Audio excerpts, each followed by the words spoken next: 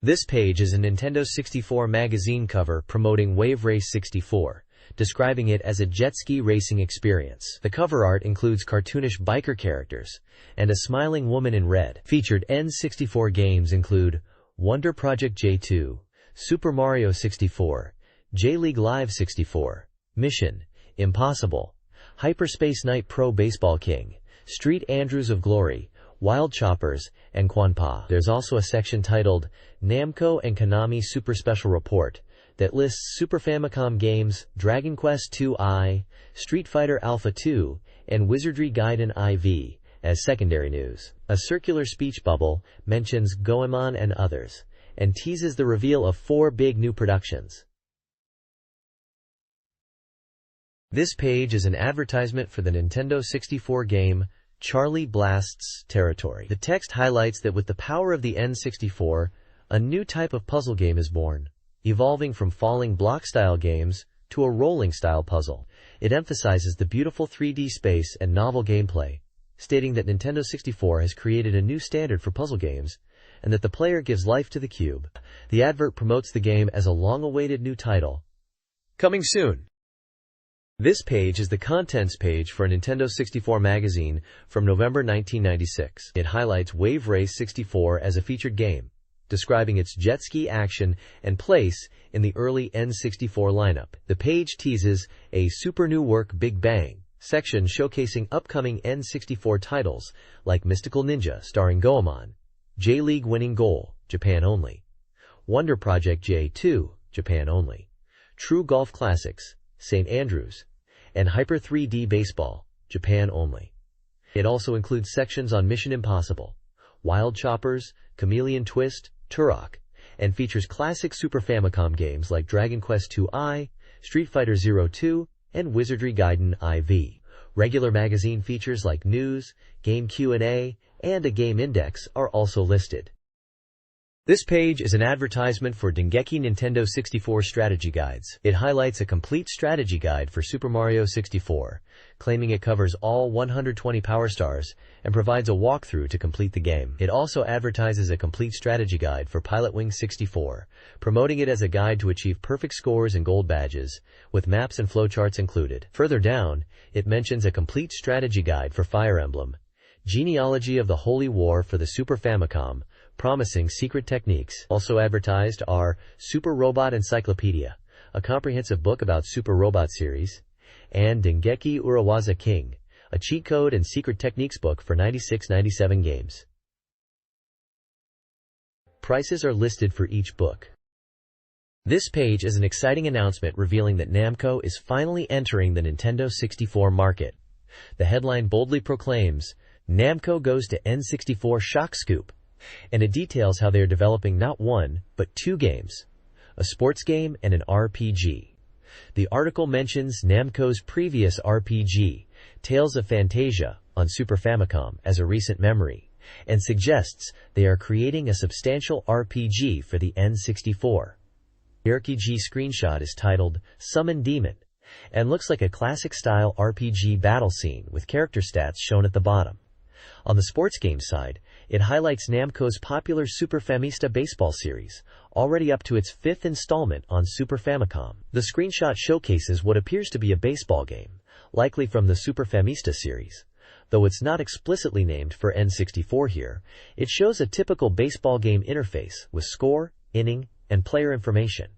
The article also features a picture of Mr. Guchihiro Hara, identified as the sales department manager at Namco, who is described as being in charge of game software sales and promotion, stating he only releases games he is personally satisfied with, and emphasizing his passion for the N64, even referring to it as Mario 64 level interesting.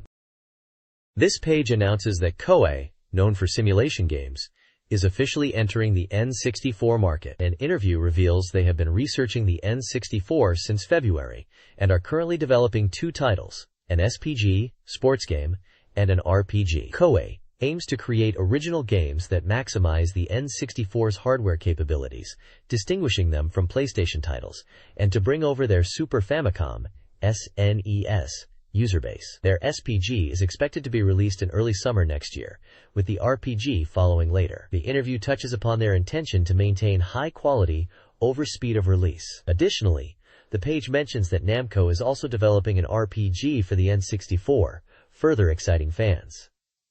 Two screenshots are shown. One appears to be from a Super Famicom Mahjong game, hinting at Koei's potential Mahjong series. The other screenshot displays a game interface with development progress and funds, suggesting a simulation or strategy game, possibly related to Koei's well-known Sangokushi, Romance of the Three Kingdoms, or Nobunaga's Ambition series. The next page is an advertisement for Wave Race 64. The advert highlights the immersive water effects and gameplay experience, describing the waves as lifelike and the water surface as shimmering. It mentions the high specs of the N64, bringing a digital C to the monitor, allowing players to enjoy a private beach experience and ride the waves like dolphins. The text encourages players to become the young general of the waves, and features screenshots showcasing in-game action and the heads-up display during gameplay, including speed, lap count, and player positions. The bottom of the page includes the game title, Wave Race 64, the Kawasaki jet ski branding, the Nintendo 64 logo, and release information for September 27th at a price of 9,800 yen. This page introduces the unique controls and gameplay feel of Wave Race 64. It emphasizes that the game offers a different control experience compared to car or bike racing games due to the dynamic water surface. The page highlights that players will feel like they are on the water and may even forget they are in front of a TV. The controls utilize the 3D stick not just for steering left and right, but also for forward and backward motion, allowing players to shift their weight to control the machine's incline. This weight shifting is key for quick turns and aerial maneuvers. The page explains that in corners, players can keep the accelerator fully pressed, and the wave conditions are always changing even on the same course, making each race unique. It also explains the B button is used to stabilize the jet ski and prevent it from bouncing too much on waves. The 3D stick is detailed for handling, left/right, and weight shifting, up/down, which is used for balance, jumps, and quick turns. This page introduces the championship mode in Wave Race 64, describing it as the main mode where players race against 3 computer-controlled opponents. The goal is to navigate courses by correctly following red and yellow route buoys, which increases engine power and speed. The page also details a warming-up practice mode for learning the controls with dolphins, and explains the point system for championship races, awarding 7 points for first place, down to 1 point for fourth place. It also highlights a specific watercraft machine called Speed Watercraft, piloted by Ryota Hayami, noting it as an all-rounder suitable for beginners to advanced players, emphasizing its balanced handling, stability, and acceleration. This page is a guide for Wave Race 64, explaining the rules of the game. It details the championship mode, which involves 4 machines in each race, over 3 laps. The player who comes first gets pole position for the next race. Rule 1 explains the point system. To advance to the next race, you need to be in 4th place or higher. The point ranking shows how points are accumulated across races, to see who is winning. Rule 2 describes the race display, showing the order of all 4 machines, and the time difference to the machine in front when passing a goal gate. Rule 3 is about navigating the route buoys. Red and yellow buoys must be passed correctly to increase engine power up to 5 levels and increase speed. Missing buoys resets the engine power to 0. Yellow buoys must be passed on the left and red buoys on the right. Rule 5 mentions that missing 5 buoys results in immediate retirement from the race. The page highlights the machine data for Ayumi Stewart, noting its strength is in dash starts and sharp turns. While easy to handle for beginners and recommended for casual play, its slower top speed makes it less ideal for winning championships against faster machines on straight sections. This page is a guide to 2 game modes in what appears to be Wave Race 64. The first mode, Score Attack Mode, is about skillful and stylish riding rather than just speed. Players earn points by performing acrobatic tricks and passing through rings within a time limit. The course has checkpoints, and the scoring is based on 3 elements. Time score, awarded for time remaining at checkpoints, ring score for passing through rings consecutively, and action score for performing various acrobatic tricks. The second mode is Time Attack Mode, where players race against time to achieve the fastest lap and overall times. It's described as a mode for those who want to challenge their limits by mastering the waves. There's also information about a character or machine named Miles Jeter. It's described as being very responsive to handling, requiring delicate stick control, and best suited for advanced players who can master its sensitive steering. Its data highlights its sharp turning, stability during crashes, top speed, and acceleration.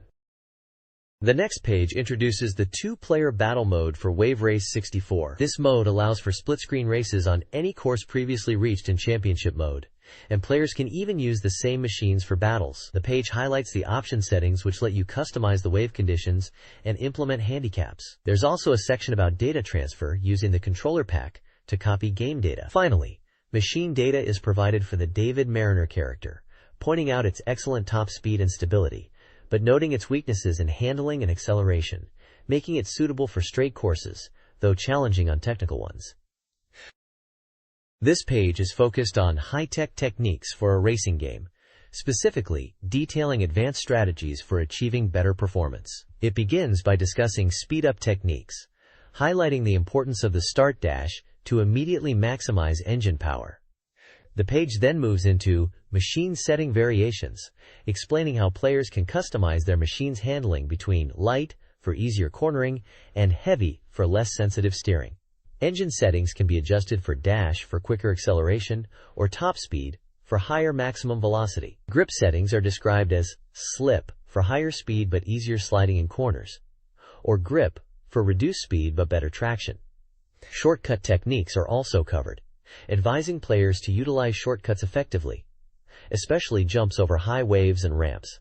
Finally, the submarine technique is explained, detailing how to perform an acrobatic submarine maneuver by quickly pressing down then up on the stick while jumping from a ramp, allowing players to dive underwater to avoid obstacles or take shortcuts, particularly useful in courses like Canyon City and Southern Island. The screenshots show in-game action with speedometers, lap counts, and the max power status achieved through a successful start dash in what is likely Wave Race 64. This guide explains how to perform various acrobatic tricks in Wave Race 64. It details stunts like loops, twists, handstands, and others, each requiring specific controls to execute. The guide recommends practicing in Dolphin Park to master these techniques, which are crucial for achieving high scores in score attack mode. Successful landings are also important for scoring points on certain jump types. This page is a course guide for the N64 game Wave Race 64, showcasing 2 of the 8 available courses. It highlights Sandy Beach as Course 1, describing it as an oval circuit made up of 2 long straights and 2 tight hairpin turns, noting it's beginner-friendly and a good place to overtake opponents by mastering the route buoys. The guide advises using quick turns at the hairpins. Course 2 is Sunset Bay, a high-speed course with waves, where players must be careful not to be distracted by the sunset. It mentions sections with continuous high waves and suggests using the B button to manage them. While the course layout is simple, sudden route buoy placements after corners make smooth runs challenging, but memorizing buoy locations can lead to easy wins. Sunset Bay also features a famous jump platform and encourages players to race towards the sunset, warning about visibility issues when facing directly into it. The screenshots illustrate gameplay on both courses, focusing on water racing and course layouts. This page is a guide for the game Wave Race 64. It showcases 2 courses, Milky Lake and Marine Fortress. Milky Lake is described as a mysterious course enveloped in fog during the first lap, making buoys and corners difficult to see. It advises caution and reducing speed for inexperienced players until the fog clears in the latter half of the second lap. The guide highlights a tricky section with standing poles that players need to navigate carefully. It also mentions that the course splits into 2 paths at one point and warns against riding on the shallow water to the left. Marine Fortress is depicted as a challenging course that circles a fortress-like small island amidst rough waves. It mentions that shortcuts through waterways and water gates are possible and can significantly improve times for advanced players. The guide points out that during battles, course strategy is crucial, especially in high-level matches. It also describes a shortcut that is only available when the waves are low, allowing players to pass over rocks, and another when the waves are high, allowing passage over the top of a different section. This page is a course guide for the N64 racing game, Port Pier Race. The course, set in a dock environment with huge oil tankers, is described as being full of corners, and requiring rhythmic turning. The guide highlights that the course is split into dock and tanker sections, with many 90-degree turns. It warns players to be careful of high waves in the tanker section and suggests pressing the B button to control speed. The page points out key features like tunnels and railway tracks, advising caution to avoid crashing into the railway tracks after exiting tunnels. Jump ramps are also present, especially at the final corner, requiring a right turn after jumping. For players on hard difficulty and above, shortcut routes become available, which are noted to be narrow and require precise steering, particularly for navigating a series of tight corners. A WR64 column section discusses the game's speech features. It notes that the game talks a lot, providing lively commentary when starting and cornering well. The warm-up course, Dolphin Park, uses a female voice for operation guidance. During races, a funky foreign male voice provides real-time commentary in English, described as natural sounding. This page is a guide for Wave Race 64, offering gameplay tips and course strategy advice. It highlights Course 9 Castle City Night, emphasizing jump sequences and mastering jumps after corners. The article explains that failing jumps leads to dangerous water hazards. There's also a section on submarine running as a shortcut after the start jump on expert level. The guide also warns about course outs on curves and advises carefully navigating narrow water sections. A WR64 column discusses a strategy of intentionally not passing through route buoys under certain circumstances, such as when engine power is low or taking a detour is faster. The article also briefly mentions Course 2 Sunset Bay and Course 3 Milky Lake, and highlights their specific challenges relating to route buoys and difficulty. This page is a course guide for the Cool Wave course in Wave Race 64. It highlights the challenging icy conditions and advises players to avoid ice patches and floating ice balls on the latter half of the course. The guide emphasizes that despite some narrow sections, the course is generally wide, allowing for aggressive racing against opponents. Tips include dashing straight through narrow routes and being cautious when approaching ice banks to avoid being thrown off course. The WR64 column provides general advice for winning, focusing on course familiarity and mastering the racing line through repeated practice in time attack mode, which mirrors the championship mode's conditions. It encourages players to thoroughly learn each course to succeed in the championship. This page is all about Wave Race 64, highlighting the Southern Island course. It describes the course as having jumps, underwater shortcuts, and big waves, testing various techniques. The article emphasizes how the water level changes with each lap, revealing hidden obstacles and altering the race strategy. There's a section about a shortcut on the first lap using a jump, allowing players to go through the sea. Another part talks about a shipwreck that becomes more visible as the water level drops in later laps, potentially obstructing the racing line. The page also mentions a Power Star item, although it seems to indicate that it is not present in the game. Finally, there is an announcement for the First Time and Score Attack contest. The contest uses the Sandy Beach course, with time attack being 3 laps and score attack having no specific rules. The deadline is October 7th, and prizes are mentioned for winners. People are encouraged to participate using customized machines if they wish. This page is a vibrant announcement splash featuring the exciting reveal of a new Yoshi's Island game. The text at the top boldly proclaims, Yoshi's Island, new work, big reveal. The page is visually energetic, with a Nintendo 64 console and controllers depicted as if rocketing through space, surrounded by spherical objects that resemble planets or asteroids. Some of these spheres feature game environments or scenes, adding to the cosmic and playful theme. An anime-style character head is also present, contributing to the overall dynamic feel. The bottom right corner credits CG Production Eve for the image's creation. This page effectively builds anticipation for the upcoming Yoshi's Island title on the Nintendo 64, which we know as Yoshi's Story internationally. This page is promoting the rapidly expanding world of the Nintendo 64, announcing a major special feature on highly anticipated new and upcoming games. It speaks to players who might be feeling bored after finishing Super Mario 64. Emphasizing the unique feeling of the N64's 3D stick and the desire for new experiences. The page highlights the anticipation for new games from third-party developers, assuring N64 owners that there's much to look forward to, and promising a big bang of new titles are on the way. This page announces Konami's first impressive lineup of games for the N64. It heavily promotes Goemon Great Adventure, emphasizing that it is a full 3D action-adventure game to celebrate the 10th anniversary of the Goemon series. The text mentions the depth of gameplay possible in 3D and the return of the series' characteristic humor and unique characters. It also states that 4 titles from the hitmaker Konami are being revealed, with secret developer comments included.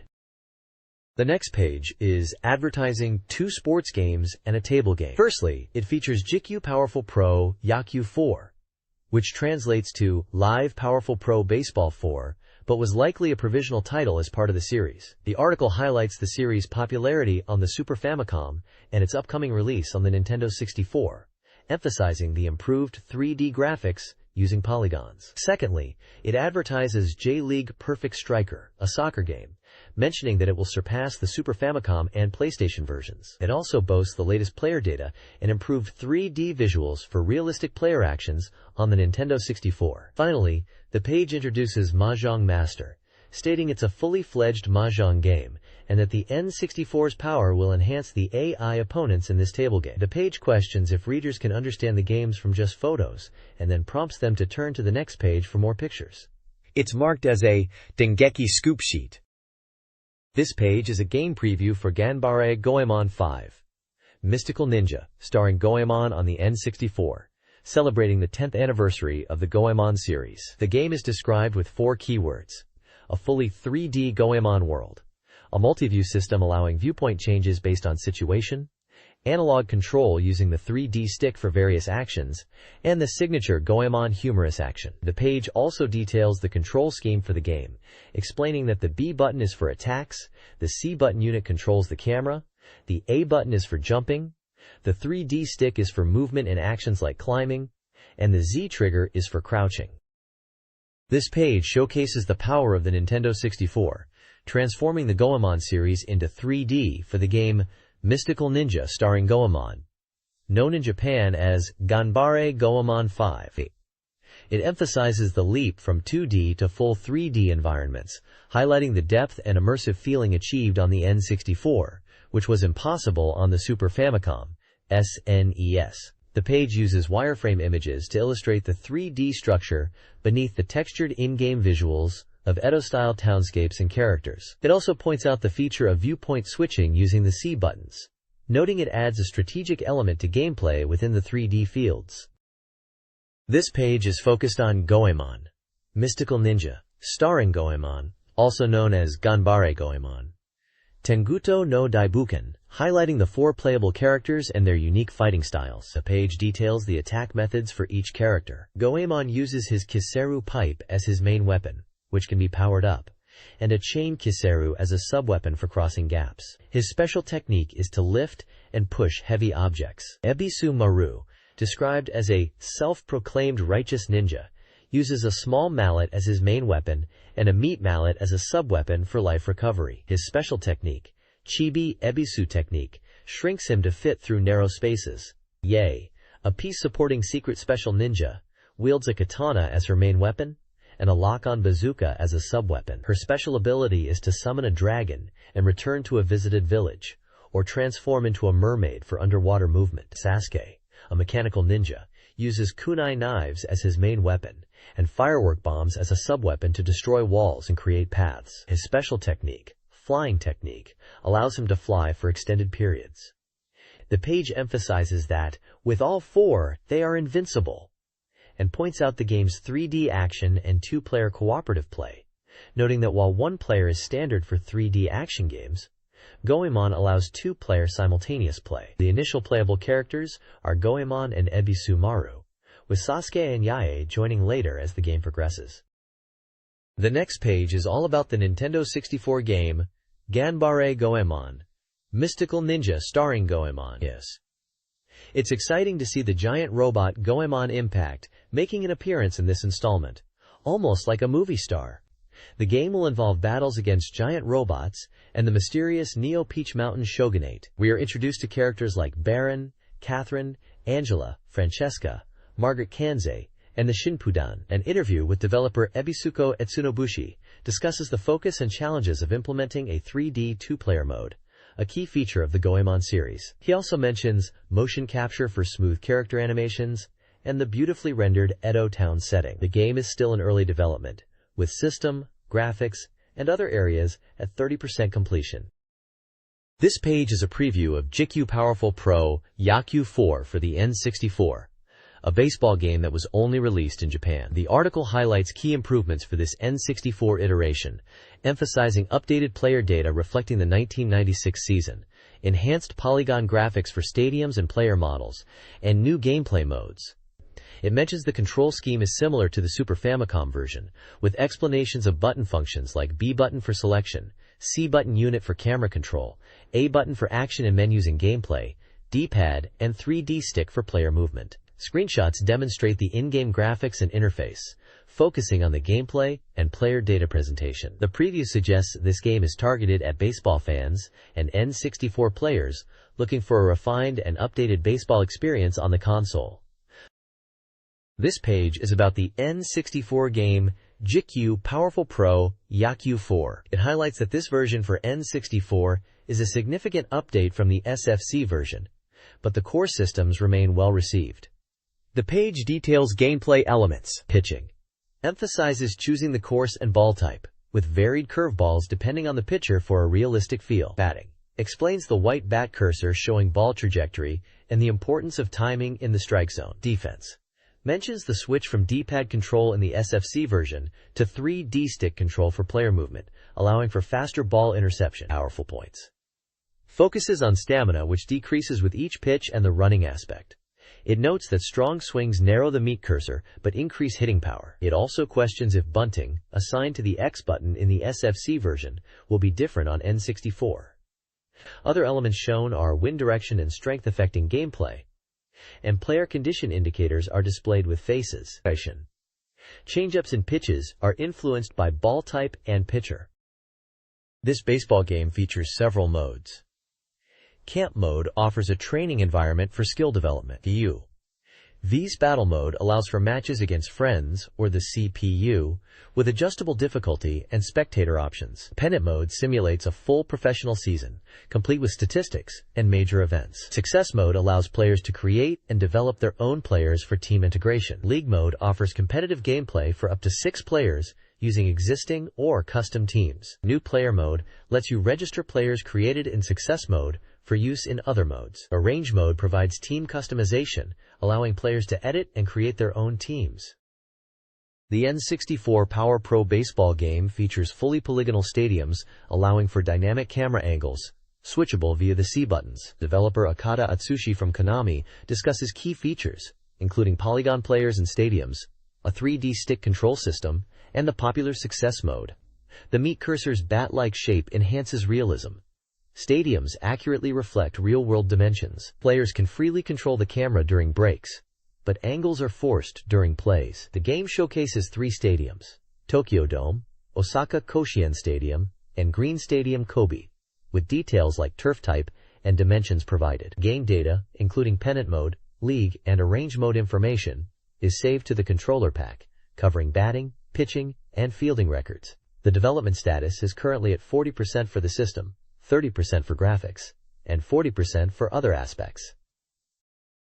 This page is all about the N64 soccer game J, known internationally as International Superstar Soccer 98. The focus is on the innovative 3D stick control, which is highlighted as a key feature, allowing for nuanced analog control of players and actions. The page details one-button action, which simplifies gameplay, and subtle analog control, utilizing the 3D stick for precise movements and passing. Screenshots show in-game action, and there's a section titled How to Control, featuring an N64 controller illustration, although it is labeled as Now Construction, implying the control scheme was still being finalized or subject to change at the time of publication, mentioning that the control system was initially revealed, but then changes were decided on for sports games emphasizing control systems. It's also noted that previously, the C button unit had 4 separate kick settings.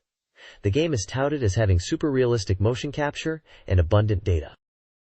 This page is all about JIKU J-League Perfect Striker, known as International Superstar Soccer 64 outside of Japan, highlighting its extensive customization and detailed features. The game boasts incredible customization, letting you edit player names, stats, and even create original teams with up to 48 players, including trading between teams. Strategy is key, with 8 preset team tactics and 16 formations to choose from, allowing for fine-tuning of player positions and even marking specific opponents. The biorhythm feature, similar to Power Pro, affects player performance based on condition, indicated by icons. The game goes deep into positional roles, differentiating defenders into sidebacks, sweepers, and libero types. Gameplay is enhanced with a replay feature available anytime during matches, offering free camera control, fast forward, and rewind. Supporter chants are team-specific and change during away games, creating a lively atmosphere. Controller pack support allows saving original teams to share and play against friends.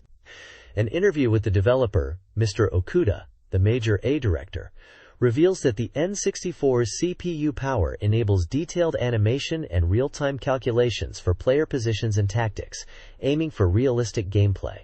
The 3D stick is emphasized for intuitive control and advanced techniques not possible with the D-pad alone. The development is reportedly 60% complete for the system, 80% for graphics, with other aspects still in progress. This page is an introduction to the N64 game Mahjong Master. The headline boasts about the N64's expressive power, making Mahjong fashionable. Konami aims to create a fresh take on Mahjong for a younger audience, emphasizing stylish presentation. Unlike typical computer Mahjong games focused on AI strength, this game features expressive polygon characters with unique personalities and quirks. Players can read their opponent's faces and movements to understand the game situation. The game offers flexible control options, using either the D-pad and A-B buttons for classic controls or the 3D stick and Z trigger for alternative methods, even considering one-handed play. 2 character examples are shown: a cute, thoughtful Chinese-style girl and a funky, expressive man who seems fun to play against. The game promises a stylish Mahjong experience, unlike any before. Mahjong Master for N64 offers multiple modes for all skill levels. Free Battle Mode allows players to practice with various settings and features. Now, Knockout Mode provides short, points-based matches against computer opponents. Quiz Mode teaches Mahjong rules and strategy, while Story Mode features the strongest Battle League and title matches, challenging players to earn titles through league play and seasonal competitions. In an interview, director Mr. Yoshiharu Kobe discusses the game's use of 3D polygon graphics to create a realistic Mahjong experience, including smooth tile movement and the ability to read opponents. Computer opponents will display emotions and personality through facial expressions. The developers aim to translate the experience of 2D Mahjong games into a 3D environment, making the game accessible to beginners. Development status is currently at 60% for system, 80% for graphics, and 50% for other aspects. This page is about Wonder Project J2. Koruro no Mori no Josette, an adventure game for the Nintendo 64 developed by Enix that was released only in Japan. It's a preview focusing on the game's unique system and the charm of the main character, Josette. The page highlights the growing popularity of the game and promises to reveal new event details, their progression, and an interview with Noriko Hidaka, the voice actress for Josette, aiming to showcase her cute appeal. There are screenshots and portraits of Josette showing different expressions, and the text emphasizes the anticipation for the game, saying they are so excited to meet her, they cannot sleep. The release is scheduled for the end of the year, with the price yet to be determined. The next page highlights Wonder Project J2, Koruro no Mori no Josette, as a big new game for the Nintendo 64. The article previews this title, showing screenshots of gameplay featuring characters like Josette. We see dialogue snippets with characters named Bird telling Josette they will arrive soon, and Doro encouraging Josette to do her best on her own. The page describes the setting of Blue Land, which was once a peaceful fishing village but is now under the Siliconian Empire after they discovered a unique ore. The inhabitants have been relocated to the artificial island Mega Float Noah. The theme appears to be about Josette's insecure journey to a new land, implying a story of displacement and adventure. This page is about the talk system in the N64 game, featuring a character named Josette. The page explains that the main communication method in the game is talking, which was not present in previous games, and emphasizes conveying emotions through dialogue. It highlights the 3 buttons to advance the conversation system, where players choose from affirmative, negative, or neutral responses to Josette's questions. The game focuses on understanding Josette's feelings and responding appropriately. The page describes fun reactions, and how Josette, who left Lowell Island before receiving complete education, might exhibit unpredictable reactions due to her lack of common sense. It encourages players to enjoy these reactions while they last, implying she might become more predictable as she grows. The page also mentions, "Let me tell you about you," and how Josette will talk to the player, initially asking questions, but later engaging more in conversation as she opens up. She will ask about the player's age and job, and the text hints at the possibility of developing a romantic relationship with her, depending on the player's responses and interactions. Screenshots showcase different emotional expressions of Josette and dialogues in the game, emphasizing the interaction and character expressions. The next page is about Wonder Project J2, Koruro no Mori no Josette. It highlights the learning and teaching aspects of raising Josette. The page explains that Josette, coming from Blue Land, has a lot of knowledge, but lacks common sense in the human world, and may misinterpret things. Therefore, the player needs to guide Josette, teaching her correct knowledge. The learning section shows Josette encountering a teddy bear and finding it cute, which is presented as an important learning moment for her emotions. Another section depicts Josette learning about cockroaches from island girls, showing her unfamiliarity with earth creatures. The teaching section focuses on how the player will teach Josette various things. It emphasizes the importance of carefully choosing what to teach, because Josette directly absorbs everything. It cautions that if you jokingly tell her books are food, she might actually try to eat them. Screenshots show examples of teaching Josette using books and correcting her misunderstandings, for instance, when she balances a book on her head for exercise. The text stresses that communication with Josette is a key element of the game, and that Josette's development depends on how the player interacts with her. This page is about a game featuring a character named Josette, and focuses on the concept of greetings, or aisatsu. The page is titled, Josette's Day, the day she learned greetings, and it seems to be introducing how players will interact with characters in the game through communication. The article shows Josette at a port where she encounters a fisherman. Initially, she doesn't greet him, and he gets annoyed. The text explains this is because she didn't perform aisatsu, which is like a greeting. Josette then learns about greetings and tries again. This time, she greets the fisherman with a strange monkey dance, which is emphasized with sound effects. Surprisingly, the fisherman is delighted by this energetic and unusual greeting. The article highlights that greetings are important for communication in the game, and can lead to positive interactions and potentially unlock further information or progress. It seems the game is likely an adventure, or RPG, where building relationships with characters through communication is a key element. The monkey dance is presented as a quirky example of a greeting within the game. It is implied this game might be focused on social interaction and learning how to communicate effectively with different characters in its world.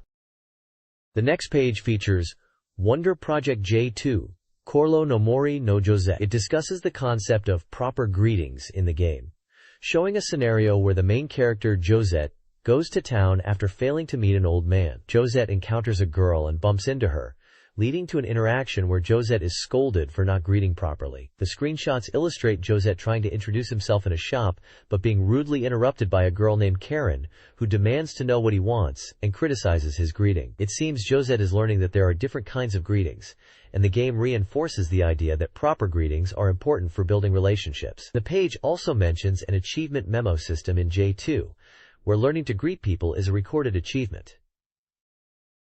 This page is part of an astonishing new facts 3-part series, focusing on secrets of the game Bomberman 64, The Second Attack. It reveals secrets of Prin, highlighting gameplay scenarios like Koro Forest Memories and Geppetto Doctor's Letter, featuring the character Josette in screenshots. The article explains that Prin, likely referring to pudding, is Josette's favorite item and essential for communication within the game, suggesting players should always keep Prin handy. The next page delves into the captivating characters of Wonder Project J2, Koruro no Mori no Josette.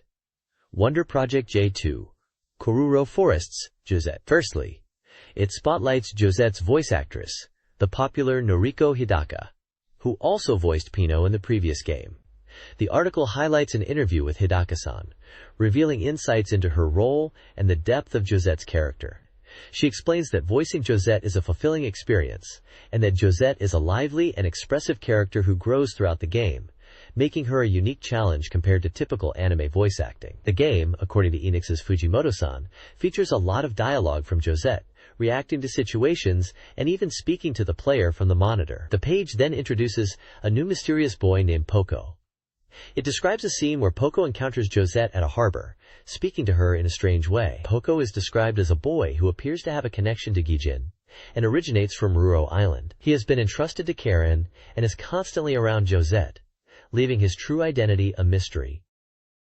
This page is all about a new soccer game for the Nintendo 64, boasting polygon graphics, 3D stick control, and a dynamic screen setup. It emphasizes the immersive and unprecedented control offered by the 3D stick, a significant leap from the limitations of the D-pad. The game, referred to as J-League Live 64, promises 360-degree movement, allowing for precise player control, passing, and ball handling, adapting to the user's intentions.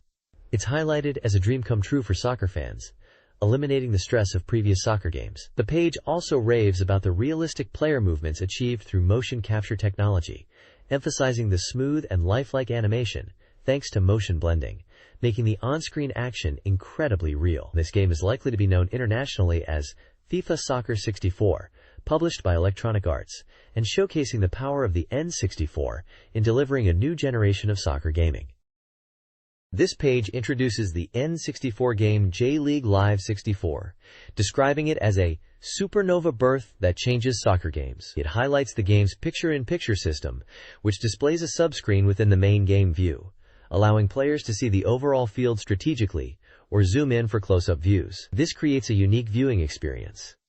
Another key feature is the live broadcast feeling, emphasizing a TV-like presentation. Players can even change camera angles, choosing from options such as TV camera, sideline camera, cable camera, and more, to enhance their viewing perspective. The text mentions that this is SPG and EAV's first N64 title, and is a fun soccer game operated with a 3D stick. Release and pricing information were not yet decided at the time of publication. J-League Live 64 was released exclusively in Japan and did not have an international version.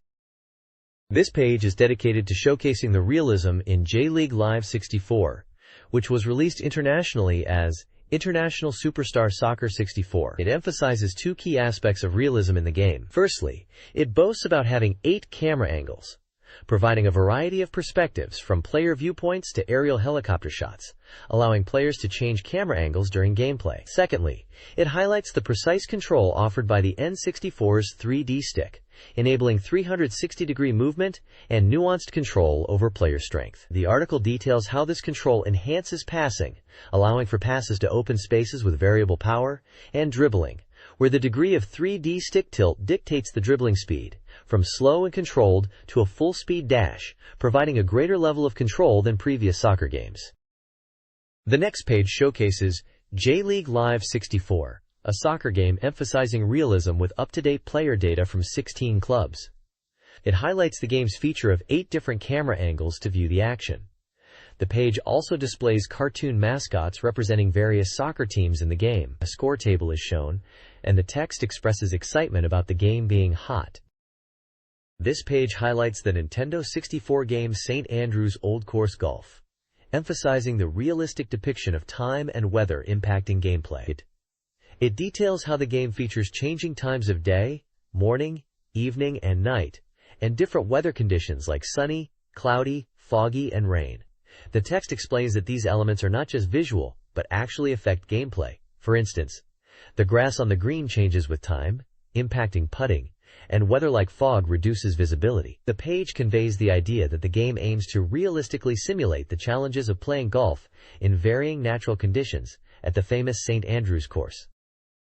This page is a preview for the N64 golf game Aiku no St. Andrews, which translates to Glory of St. Andrews. It highlights the game's realism, using motion capture and polygon graphics to recreate the old course at St. Andrews. The article mentions the game uses actual altitude data and aerial photography to faithfully recreate the course, even down to subtle undulations. It emphasizes the realistic player movements achieved through motion capture. The game is described as allowing freedom of viewpoint for strategic course navigation. The release date is listed as November 29th, with a price of 9,800 yen. The N64 golf game offers robust character creation, allowing players to build a personalized golfing avatar. Players can customize their golfer's handedness and height, which visually impacts gameplay. Height affects how a player perceives the course, especially bunker shots. The game uses a chart system to allocate points to power, control, technique, and mental strength. These stats improve through gameplay and affect performance in various modes. Beyond stats, players can customize handicaps, shot types, and choose from 19 club types, 3 ball types, and 4 driver materials. Screenshots demonstrate these customization options, emphasizing the game's depth and the ability to create a golfer that reflects a player's preferences and style. This page showcases the Nintendo 64 golf game Waiale Country Club, True Golf Classics, known in Japan as Waiale no Kiseki. It highlights the game's 3D stick control system, emphasizing how players can feel the shot through the controls. The page also draws attention to the detailed presentation, noting elements like clouds moving realistically with the wind and weather impacting visibility of the pin. Screenshots illustrate gameplay and in-game information, like hole details such as hole number 2, the dike, 411 yards, par 4. It mentions that the game simulates the natural aspects of golf, and that visibility is affected by weather like fog, making the pin harder to see in those conditions. This page is all about the baseball game, The Ultimate Ballpark in N64, which is also known as Super Spatial Niter. The game boasts that everything is rendered in polygons, from the baseball field to the players, allowing for realistic player movements and free camera angle changes. It introduces a new 4-player mode for the N64, supporting both competitive and cooperative play, and allows players to customize player assignments, even letting one player control only the catcher. The game features up-to-date data from the '96 season, including real player names, to recreate the '96 pennant race. It also highlights the use of the 3D stick for exciting player control, explaining that during pitching, the stick direction determines the pitch type, and the tilt angle controls the ball's speed and change amount. In fielding, the stick angle affects the runner's speed, with strong tilts for dashes and gentle tilts for lighter runs. This page introduces Professional Baseball King for the Nintendo 64, a game developed by Imagineer SPG, scheduled for release in autumn. It highlights 4 game modes to enjoy, including a pennant race and player development features. A key selling point is the viewpoint change system, allowing players to freely adjust the camera angle during batting for a personalized and advantageous perspective, described as the definitive feature of the King. The screenshots showcase in-game action and menu screens, including team selection and various gameplay angles. The game appears to be a baseball simulation title exclusive to Japan. This page is focused on the N64 baseball game MLB, featuring Ken Griffey Jr., originally titled The Ultimate Ballpark in N64. The article highlights the game's dedication to realistically recreating player batting forms, showcasing examples like Ichiro's swing and a one-legged batting style. It emphasizes the game's engaging presentation, aiming to capture player psychology through its various exciting gameplay scenarios. Screenshots demonstrate different batting stances and exciting baseball moments, including hitting the fence and home runs, showcasing the dynamic and engaging nature of the game. This page is an advertorial for the Nintendo 64 game, Super Dimensional Niter Professional Baseball King. The game boasts smooth transitions between batting and fielding perspectives, a feature highlighted as unique for 3D baseball games, preventing fielders from losing sight of the ball. The page showcases gameplay screenshots emphasizing realistic baseball action, including a scenario where a sharp line drive hits the pitcher, suggesting pitcher injuries can occur. It also mentions the game features exciting and varied play-by-play commentary to enhance the match atmosphere. The game title is emphasized as a super new Big Bang for the Nintendo 64. This page is an advertisement for the N64 game Q-on Pay, described as a new sensation puzzle game genre, PZG.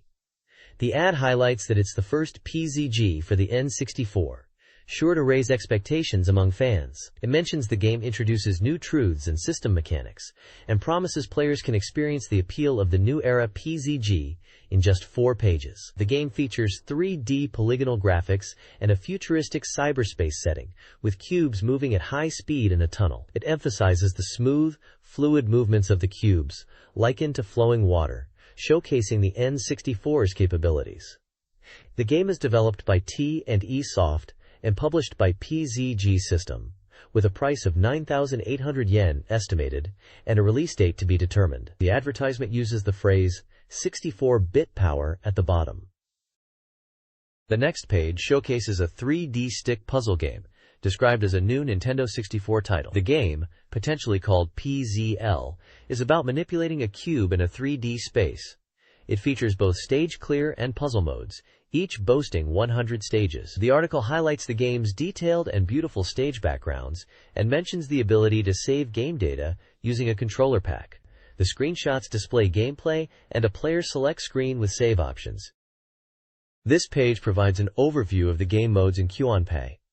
It details the stage clear mode where players clear panels within a time limit across 100 stages. It also introduces the survival mode, a single-player mode where players continuously play until their life gauge runs out, emphasizing clearing color panels and using a Tamekeshi technique. The VS Survival mode for up to 4 players is also mentioned. The page showcases different map configurations and introduces new motion patterns like Konoji Return, Long Konoji Return, and Double Konoji Return, and Earthquake, and Kunoji Drop. It also provides tips on using multiple movements effectively within the game's checkpoints. This page is dedicated to a CUONPA mock test, essentially a puzzle challenge for the N64 game CUONPA, not released outside Japan, officially known as. The page presents 4 puzzle questions designed to test the player's understanding of the game mechanics. Question 1 asks how to erase the stone panel, presenting a puzzle scenario as an image. Question 2 asks about panels that cannot be moved, again with a visual puzzle. Question 3 is about escaping a pinch situation, showing a more complex game board. Question 4 asks how to erase a red panel. The right side of the page provides correct answers and explanations. Answer 1 explains the basic movement pattern resembling the Japanese character, ko. Answer 2 advises utilizing trap bombs. Answer 3 focuses on blocking enemy attacks by clearing blue panels first to reset the enemy's color counter. Answer 4 discusses combining clearing methods, giving an example move sequence for clearing panels effectively using double movement and Hellcar panel clearing technique. The page emphasizes strategic thinking and understanding the game's panel clearing mechanics, positioning it as a learning tool or advanced tip guide for CUONPA players. This page is a preview of the N64 game Mission Impossible, based on the hit movie of the same name. The game promises to bring the spy action to life in 3D on the N64, with all elements from the movie, including buildings, characters, and items rendered in polygons. It's described as a thrilling spy action adventure game. The article highlights the game's core concept: infiltrating enemy territory and clearing 10 missions. The first mission mentioned is set in Prague, involving infiltrating the embassy to retrieve the NOC list secret information, mirroring a mission from the movie. The game promises varied scenarios, including a battle on a high-speed train and infiltration of CIA headquarters. A key feature emphasized is how the story changes based on the player's interactions with AI characters. Depending on how you approach and engage with these AI characters, their actions and the subsequent story development will change, leading to numerous possible story outcomes. This feature is highlighted as a major selling point, offering replayability and a deep AVG experience. The article suggests that players will feel like they are reading a detective novel as they unravel the story and experience thrilling gameplay. This page showcases the Nintendo 64 game Mission Impossible, based on the movie of the same name. It's highlighted as a suspense adventure, where you infiltrate enemy buildings and investigate thoroughly. The game uses polygon graphics and a floating camera system, allowing you to freely change camera angles. It emphasizes the thrill of being in a 3D adventure and the tension of potentially getting into gunfights if discovered by enemies. The screenshots show various locations within the game, including a grand hall, a meeting room, a surveillance room, a cable car going up a mountain, a power room controlling the cable car, an archives area, and even a chemical weapons factory, which is noted as a stage not present in the movie. The game promises various thrilling scenarios and action-packed shooting sequences if you are spotted by the enemy. The page also mentions the Mission Impossible movie is currently in cinemas in Japan until October. This page is a preview for the N64 game Wild Choppers, which is described as a mission-based shooting game, STG, that's different from typical missile spamming shooters, emphasizing tactical combat. The preview mentions that players can choose from 8 different combat helicopters, each with unique performance characteristics and slightly varying gameplay styles, even suggesting some are reminiscent of WW2 Zero Fighters, appealing to warplane fans. The text points out gameplay features like enemies appearing suddenly from behind mountains, intense aerial dogfights, and ground attacks. It emphasizes the feeling of exhilaration and the smell of gunpowder in the chaotic battlefield of wild choppers on the N64. The terrain is described as resembling Vietnam, rich in rivers and mountains. The game encourages players to start with easy-to-handle aircraft to learn the controls, and then gradually choose different aircraft based on the mission and terrain, encouraging strategic play. Screenshots show helicopter combat in a mountainous environment, with explosions and HUD elements displaying weapons, score, and shield. The bottom right shows release information indicating autumn release scheduled and price undecided. It also states Wild Choppers for N64, developed by CETA, genre STG, 64M, and a C rating. This page is about the N64 game Wild Choppers, highlighting its strategic gameplay and controls. The page uses the phrase N64 Ultimate Algorithm generates thinking battlefield. Wild Mission 2 instructs players to swiftly execute missions such as destroying enemy leaders' facilities and rescuing civilians. It emphasizes that fuel is carried over to the next mission and destroying enemy strength is crucial. Players are advised to destroy ground vehicles and tanks as much as possible. Wild Mission 3 warns players to be cautious of enemy actions, highlighting that enemies also act with intention. The game emphasizes strategic elements, where players need to anticipate enemy strategies for successful attacks. Soldiers also flee and rescue injured comrades, displaying human-like behavior. Wild Mission 4 details the game's controls, stating that the combat helicopter is controlled using the 3D stick and D-pad in tandem. The D-pad controls forward, backward, left, and right movement of the aircraft body. The 3D stick controls the tilt of the aircraft body for vertical and horizontal movement. Shooting is done with the Z trigger. It notes the N64's first left position stick is perfectly suited for STG, shooting game, subtle movements. This page is a preview of the game Chameleon Twist. It highlights the game's concept with character settings focusing on a protagonist with a pastel-colored body and round head, giving a futuristic spacesuit vibe. This character runs, jumps, and leaps through 3D polygon stages. The page announces the official title decision as Chameleon Twist, stating it's a new style of action game where you use your tongue like a whip in 3D stages. It's described as an N64 secret weapon that is nearing completion, showcasing the basic action gameplay. This page introduces the N64 game Chameleon Twist. It highlights the comical characters, even showing strange monster designs, asking, "What are these?" Described are insect or arachnid-like creatures with big jaws and sharp teeth. The page then focuses on the game's action, emphasizing the importance of tongue usage as a key mechanic. The screenshots demonstrate using the chameleon's tongue to swing and move through levels. It explains how to cross narrow platforms and reach distant areas by tying the tongue to stakes and using centrifugal force to swing around them, describing it as dancing in the air. The game is noted as an action title from Japan System Supply, with the release date, price, and game capacity yet to be determined at the time of publication. The core gameplay is described as revolving around skillful tongue usage.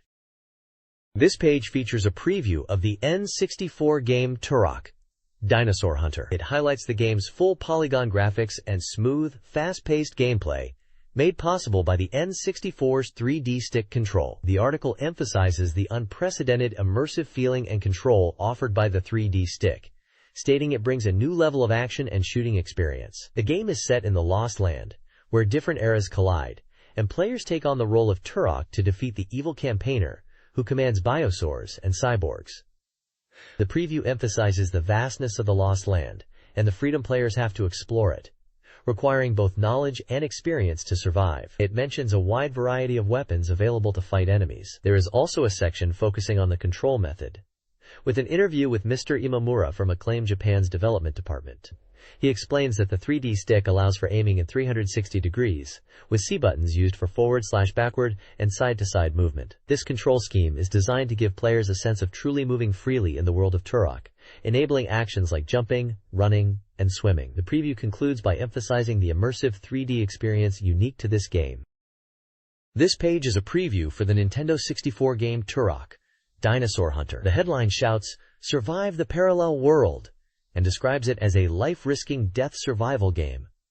The article discusses key gameplay features and controls. It highlights the use of the Z trigger to fire weapons, and emphasizes the responsive and intuitive control scheme using the N64 controller, allowing for actions previously not possible in 3D games. The preview mentions that, at Tokyo Game Show '96, players who tried the game were impressed with the controls. It also touches upon the game's environments, moving from enclosed spaces to vast open areas, promising a new gaming experience. The bottom section confirms the game title as Turok, the publisher as Acclaim Japan, the genre as Action, ACT, and notes it is scheduled for a winter release with the price yet to be determined. This page is about the upcoming 8th Shoshinkai Software Show in November '96, focusing on what N64 Games' 28 third-party companies plan to showcase. Acclaim Japan is bringing one title, likely Turok, Dinosaur Hunter. ASC2 is skipping N64 and focusing on Super Famicom titles. ASMIC has one title planned for announcement around November. Athena also has one title, with magazine development expected to start in early October. Title name still undecided. Imagineer is planning to showcase several titles, potentially all 3 of their announced games. Enix's N64 titles are still undecided, hinting at a possible surprise. Tepuksha is likely to show Doraemon. Electronic Arts Victor is set to present J-League Live 64. Capcom isn't showing any N64 games, but will have Super Famicom titles like Pinocchio. Culture Brain is also focusing on Super Famicom with Nintama Rantaro 3. Kemco plans to bring 2 titles, including Blade and Barrel, with the second title still under consideration. Koei Tecmo might have a title announcement, but details are unclear. Coconut Japan Entertainment is not showing any N64 titles. Konami is expected to present a strong showing with 4 N64 titles, with each title planned to be revealed in some way, making them a company to watch at the event. The 8th Beginners Association Software Exhibition anticipates 24 plus third-party N64 games. SETA is confirmed for 3 games, T&E Soft for 1, Japan System Supply for 2, Pack-in Video for 1, possibly Mission Impossible, Banpresto for 1, Video System for 2, and Human for 2. Compile, Sammy Industry, J-Wing, and Bandai have no games listed. Tommy and Hudson have undecided game counts, though Hudson is expected to show previously announced titles. Bottom Up plans 1 game in early development. Alongside the exhibition announcement is a Fanta advertisement. The contest offers chances to win a Nintendo 64 console, 15 labels, 150 winners monthly, or game software, 5 labels, 1,500 winners monthly, by collecting Fanta labels. This page is all about Super Mario 64, focusing on the secrets you can unlock after collecting 120 Power Stars. It teases that something strange happens when you get all 120 stars, and they've investigated these mysteries, highlighting the fact that Mario's triple jump sparkles after achieving this. A screenshot of the game is shown, and it mentions this sparkling triple jump effect. The page also advertises Super Mario 64 for the N64 as currently on sale for 9,800 yen. We can see artwork of Mario and Toad standing in front of Peach's castle. This page is about Yoshi's Way of Going mystery in Super Mario 64. It starts by stating that players who have collected all 120 Power Stars might wonder what happens next, and this page reveals some secrets. The first section explains how to get to the top of Mushroom Castle using a cannon. It mentions that after collecting 120 Power Stars, the entrance to the cannon outside the castle will open. Using the cannon will launch Mario to the roof of the castle where Yoshi is waiting. Talking to Yoshi rewards Mario with 100 lives. Deepening Mystery 1 section discusses the 1 UP mushrooms on top of Mushroom Castle. It questions their purpose, since Yoshi already gives 100 lives, suggesting there might be another meaning to them. Course 1, Bomb Battlefield, describes a warp zone near the flower bed at the end of the bridge, close to the cannon. This warp zone is for enjoying a Koopa Troopa race. Course 2, Huckin King's Fortress, describes another warp zone near the brick blocks close to the poles. It suggested that this warp zone can be used with rotation panels to proceed safely. Finally, the extra information section at the bottom mentions that performing a 3-stage jump after talking to Yoshi will make Mario glow. This glow is said to have an actual effect, making Mario invincible to falls and enemy contact. This page is about Super Mario 64 tips and tricks. The first tip explains how to reach the top of Peach's castle by using the wing cap. It details using a cannon to launch Mario onto the roof, then showing players where to climb to reach the very top. The second trick reveals a secret area accessed by falling from the top of the castle. By jump-kicking a specific wall, Mario falls into a mysterious room inside. The page also gives advice for Cool Mountain, suggesting that warping can take you back to the starting point, useful for collecting red coins or replaying races. Lastly, for Lethal Lava Land, it recommends using a warp zone to become Wing Mario, making it easier to collect stars in this fiery stage. This page delves into the mystery spots within Peach's castle in Super Mario 64, highlighting various intriguing secrets. One mystery is about butterflies in the castle garden that transform into one-up mushrooms when Mario touches 3 of them. Another mystery concerns trees inside and outside the castle that dispense one-up mushrooms, along with coins under the bridge leading to the castle that also give a one-up. The page also discusses a pass-through roof on one of the castle towers and a strange, unreachable space near the waterfall, which is deemed unfruitful to explore by hip-dropping. A baffling death spot for Mario on the castle's right side is also highlighted, where he inexplicably dies without losing his hat. There's also mention of an inaccessible, shallow area past the pond, sparking curiosity. Furthermore, from the castle's rooftop, a question mark shape is visible on the ground, hinted to be some kind of message. Course 8, Shifting Sandland, is covered, detailing a cannon shortcut to bypass Onimuskun's path.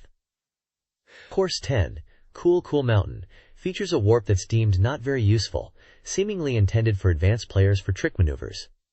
Finally, extra information reveals hidden star locations, 15 hidden stars, 3 from Canopio, 2 from Peach's Slide, 2 from Uhao, and 1 from Metal Switch courses, and also mentions hidden Mario in paintings. This guide explores mysteries in the castle within Super Mario 64, offering tips and tricks. In Bob-Omb Battlefield, a strategy to quickly beat the Koopa Troopa involves a triple jump and cannon jump. Hazy Maze Cave discusses the seemingly pointless Metal Mario block. Lethal Lava Land reveals the Mip Rabbit, which grants power stars and requires strategic chasing. Dire Docks details how to easily access the cannon by lowering the water level, which warps Mario to the cannon area. Finally, Tall Mountain explains a mushroom warp to the cannon.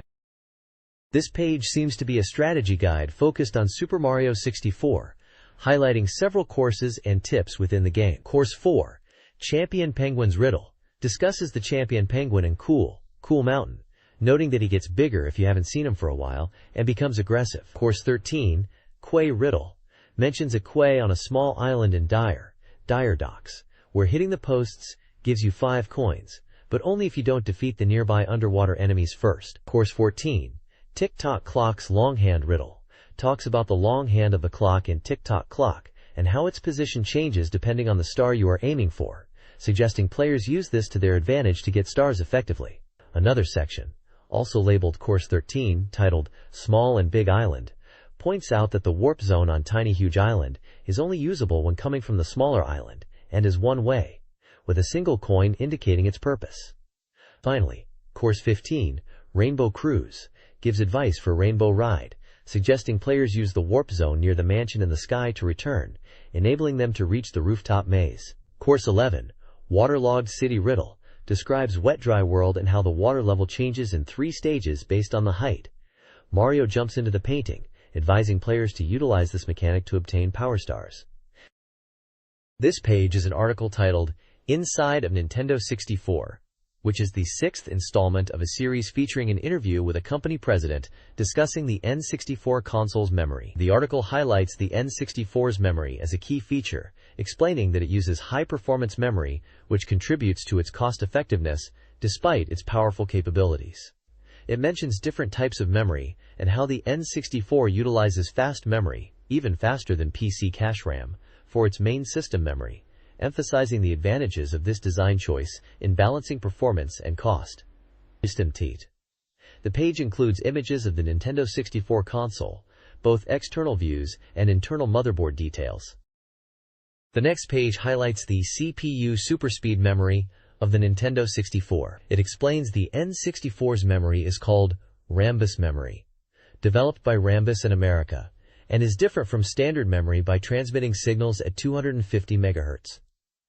It uses an analogy of catchball to explain the speed difference. The page emphasizes that the N64's memory is fast and efficient, avoiding the need to distribute memory like other consoles, aiming for total luxury specification in memory. It also discusses the Memory Expansion Pack and its purpose for graphics and data processing. Finally, it touches on the N64's price, which was set at $199.95 in the US.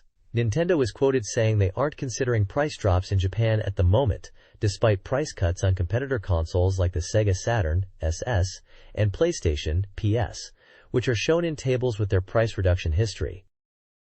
This page contains two main sections: Game No So, reader submissions, and an article about Wave Race 64. The Wave Race 64 article discusses the game's enduring appeal despite its perceived decline in popularity compared to other N64 genres. The author humorously contrasts their lack of Mario fan art interest with their inspiration from Wave Race 64 characters. Game No So features reader-submitted fan art and messages, including art from games like Super Chinese World 3, Neon Genesis Evangelion, and Super Pachinko Tyson. A new drawing corner is proposed based on reader interest. Text-based submissions now earn 10 points. The page also clarifies that Ayai Taito-san is a radio DJ hosting a game music program. This article, part of the Game Industry Solution Edition, analyzes Nintendo's transformation, focusing on Gunpei Yokoi's retirement and the launch of the Nintendo 64. Koichi Akao, a professor of entertainment industry theory, provides commentary. Nintendo, historically driven by a fear of market collapse despite its successes, constantly innovated. Yokoi, creator of the Virtual Boy, believed the market was stagnant. The Nintendo 64 was seen as crucial to Nintendo's evolution from a toy company to a media company, requiring substantial investment. Super Mario 64's success was pivotal, but Nintendo remained apprehensive about the ability of future software to maintain the same level of innovation and prevent game alienation. The article connects Yokoi's minority appeal doctrine and past creations like Game & Watch to Nintendo's high-tech toy beginnings, concluding that the shift to the Nintendo 64 era marked a significant transition from games as toys to media.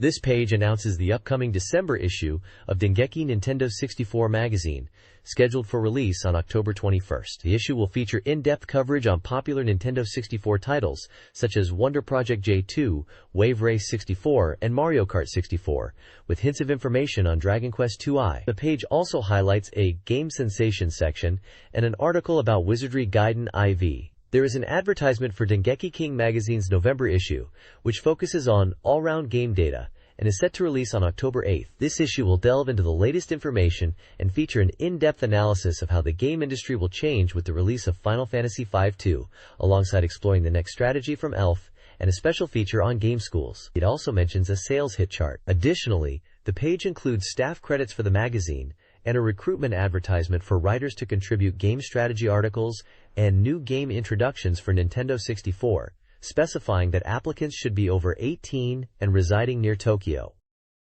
This page is a promotional feature for Dragon Quest II on the Super Famicom, focusing on character creation and how to use companions effectively in the game. It teases a secret to creating super characters from the start of the adventure, revealing risque swimsuit visuals, and highlights that it's an Enix RPG with an undecided release date and price. The next page is titled Step 1, The Secret of Companion Birth, and it explores the mystery of how companions are born and become available to help you in your adventures. It introduces the concept of Luida's Bar as a place where you can meet and recruit these companions. The page highlights that at Luida's Bar, you can find companions to suit your needs, and even order specific types. It details the character-making flow, which outlines the steps to create your own custom companion. First, visit the registration office. Then decide the companion's name, gender, profession, and finally, their personality. Screenshots show in-game menus for these steps, displaying profession choices like warrior, priest, magician, martial artist, merchant, jester, and thief. The page emphasizes that by using this registration process, you can create super characters tailored to your party. It seems to be a guide on how to customize and create your own party members within a role-playing game, a feature presented as a gift from the king.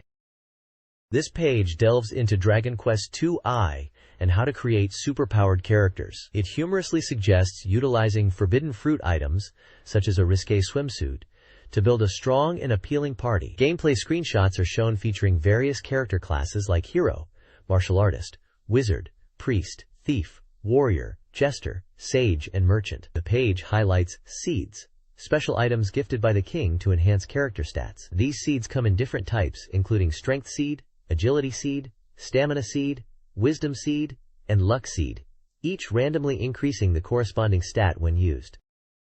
This page is dedicated to exploring the personality system in role-playing games, demonstrating how a character's personality can drastically change their attributes and development, even if they are the same class. Using examples of characters named Akira, Manabu, and Shintaro, who are all of the warrior class, the article shows how different personalities lead to significant variations in their stats. It details how using seeds to boost stats and the underlying personality system greatly impact a character's growth and overall capabilities as they level up. The page highlights specific personalities like Lightstone Fire and Violent Reckless to demonstrate how these traits influence stats such as strength, agility, stamina, wisdom, and luck. It emphasizes that personality is a key factor in shaping a character's unique strengths and weaknesses in these RPGs.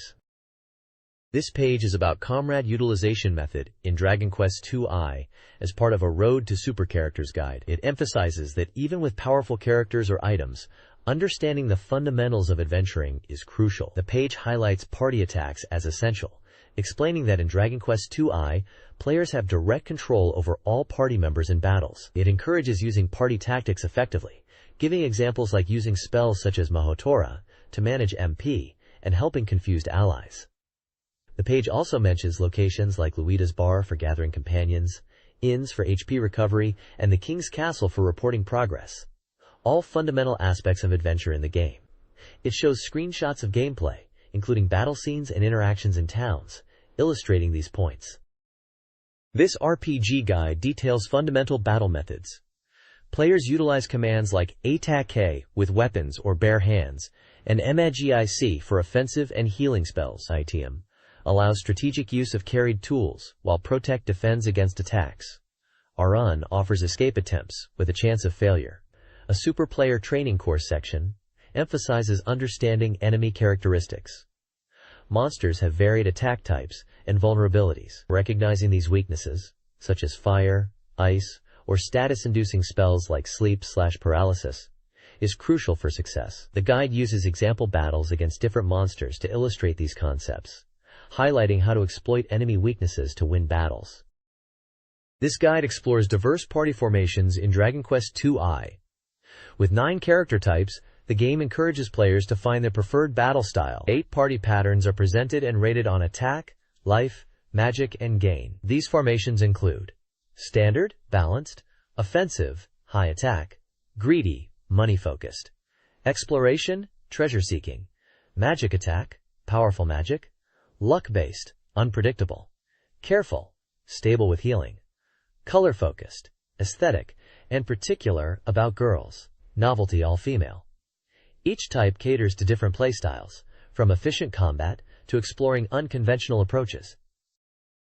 This page is about Street Fighter II, and it's highlighting the original combo system in the game. The system lets you perform original combos with simple button inputs, enabling continuous hits even in the air. It emphasizes that there are no gaps in moves during these combos, and charging time for special moves is unnecessary, allowing for powerful techniques like somersault to be easily executed. You can also incorporate special throws into these combos, adding a new layer of offensive strategy. The page suggests this system makes the gameplay dynamic and exciting.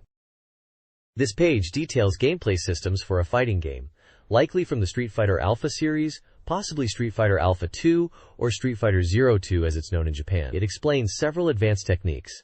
First, it covers super combos, explaining they have levels that change their power and damage. Level 1 combos are weaker, while level 3 are much stronger and can knock out opponents. Next is down evasion, teaching players how to recover quickly after being knocked down using the command back, down, and punch. Air guard is explained, allowing players to guard against attacks in the air by holding back on the joystick while airborne. The page then introduces the zero counter, activated by back, down, and punch or kick after blocking an attack, allowing for immediate counterattacks with different attacks depending on whether you use punch or kick buttons. Taunt is described as a selectable action for showmanship, usable once per round and demonstrated by various characters. Ukemi, or fall break, is detailed as a technique to reduce damage from throws by inputting a throw command at the right time when being thrown. For beginners, the page presents auto controls, a feature that allows simplified gameplay with auto guard, making it easier to defend against attacks automatically. Finally,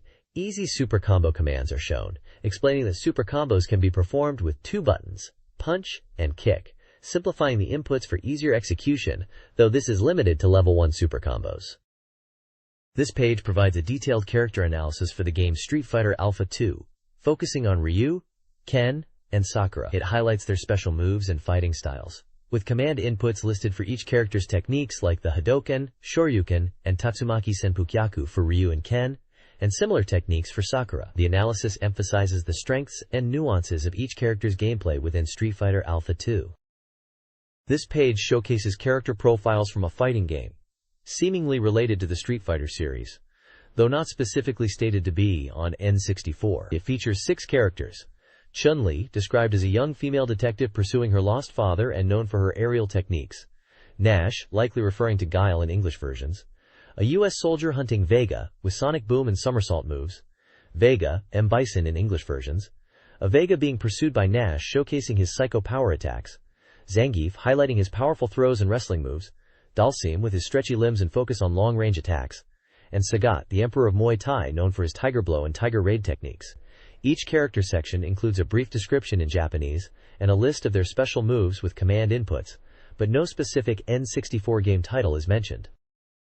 This page introduces 5 characters: Guy, Sodom, Rose, Rolento, and Jen, all of whom are fighters. For each character, the page provides a brief description of their fighting style and lists their special moves, Hisatsuwaza, and super combo moves, Kosupa. For Guy, it mentions he is from Final Fight and excels in close combat with strong punches and kicks.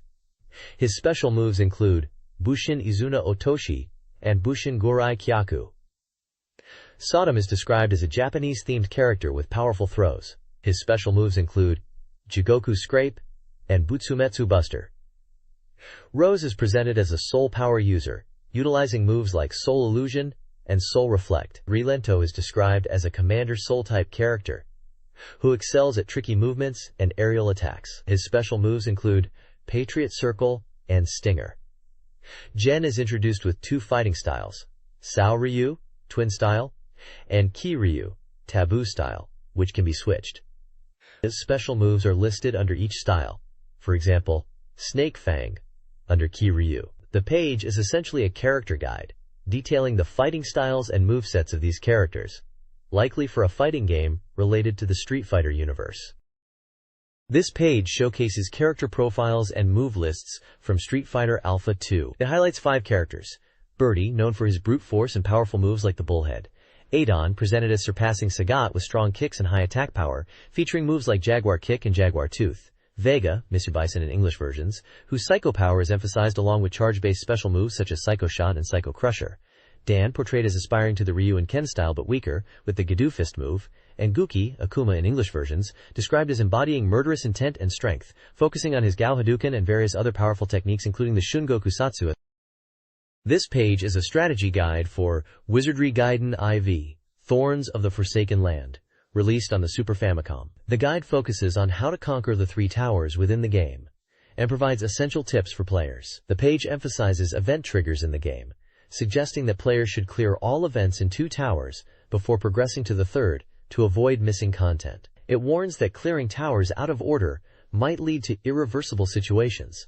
The guide offers advice on party composition, recommending a balanced team of offensive and recovery characters, ideally 3 attackers and 3 magic users. It suggests starting with a priest or psionicist for healing and later transitioning to bishop or monk. Sample party setups are given: 1 orthodox with fighter, samurai, Valkyrie, thief, priest, and mage, and another future-oriented party with fighter, priest, thief, mage, and bishop. Regarding character order, the guide advises not to worry too much about age for retraining if the bonus points are below 10, suggesting retraining at level 4. For battles, it is recommended to use the training grounds initially for money and items, as dying there sends characters to the temple without permanent death. Finally, the guide highlights equipment management, suggesting players only take essential starting equipment and sell any unneeded items after appraisals to gain money. It notes that recovery items and spells are more important initially than expensive weapons. This page details a strategy guide for the game Tower of Settlement, focusing on how to navigate the tower and complete events. The guide explains that the tower is straightforward to clear, with enemies like ninjas and samurai having low HP, making battles easy. The page provides an event clear chart with numbered steps to progress, starting from the first floor and moving through various floors and underground levels. It includes actions like fighting a boss to get a key, using keys to open iron doors, investigating pictures, and obtaining items like food for birds, food for pigs, food for horses, and food for rabbits. The checkpoint section clarifies the difference between obomote and hanikya items, explaining they are obtained from enemies and used when talking to a woman. Giving obomote allows conversation, while hanikya leads to combat. It also explains how to obtain the gukanamono item on the 4th floor, suggesting it is used. The guide also mentions the concept of forcibly opening doors, stating that if your thief level is high enough, you can open most iron doors, with some exceptions like those leading to the final areas. Finally, it touches upon the idea of killing NPCs to acquire items, suggesting this is a viable strategy in the game, although perhaps not considered morally sound. This guide details strategies for navigating the Tower of Illusion. Players must obtain dream bait to clear events, facing numerous traps and fairies/beasts, particularly strong in the basement. The guide provides a walkthrough chart with step-by-step instructions, including combat, item use, and character encounters. Frequent switch checks are crucial due to warps and hidden gates. Basement navigation involves wall investigation and warp zones. An event chain involving the magic pot and Angel's Feather, linked to character Uria's dual personality, is outlined. Key opening and trap removal strategies recommend using a thief for locks and Goddess's Mouth for traps. Ramashurl from the immovable tower is suggested for lockpicking, emphasizing caution around strong monsters.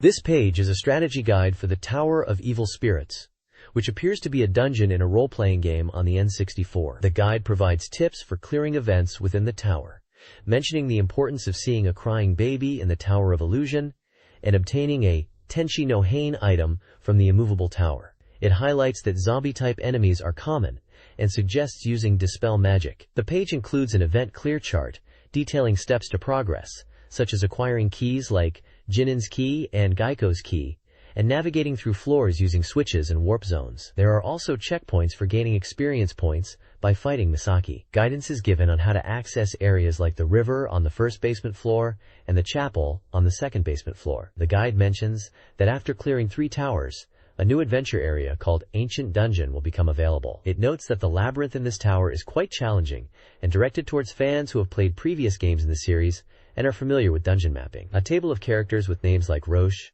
Salome, Scarlet, Rouge, Sakura, Tele, Val, Mon, Bar, and Biz, along with their stats, is also present on the page. This page is all about discovering a hidden dungeon in the Super Famicom game Star Ocean, released internationally on SNES as Star Ocean. It highlights a special Urawaza, or secret technique to access this dungeon. The page details how to reach the hidden dungeon called 7 Stars Ruins. To access it, you need to use the Oracle specialty of a character from cleared game data, and go to the Oracle Room. By going into the Oracle Room and exiting from the left, you will warp to the Tatroy Fighting Arena.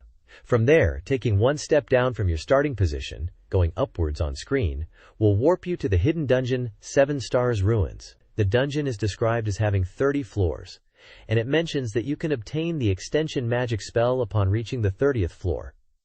The page also emphasizes that the enemies in this hidden dungeon are very strong.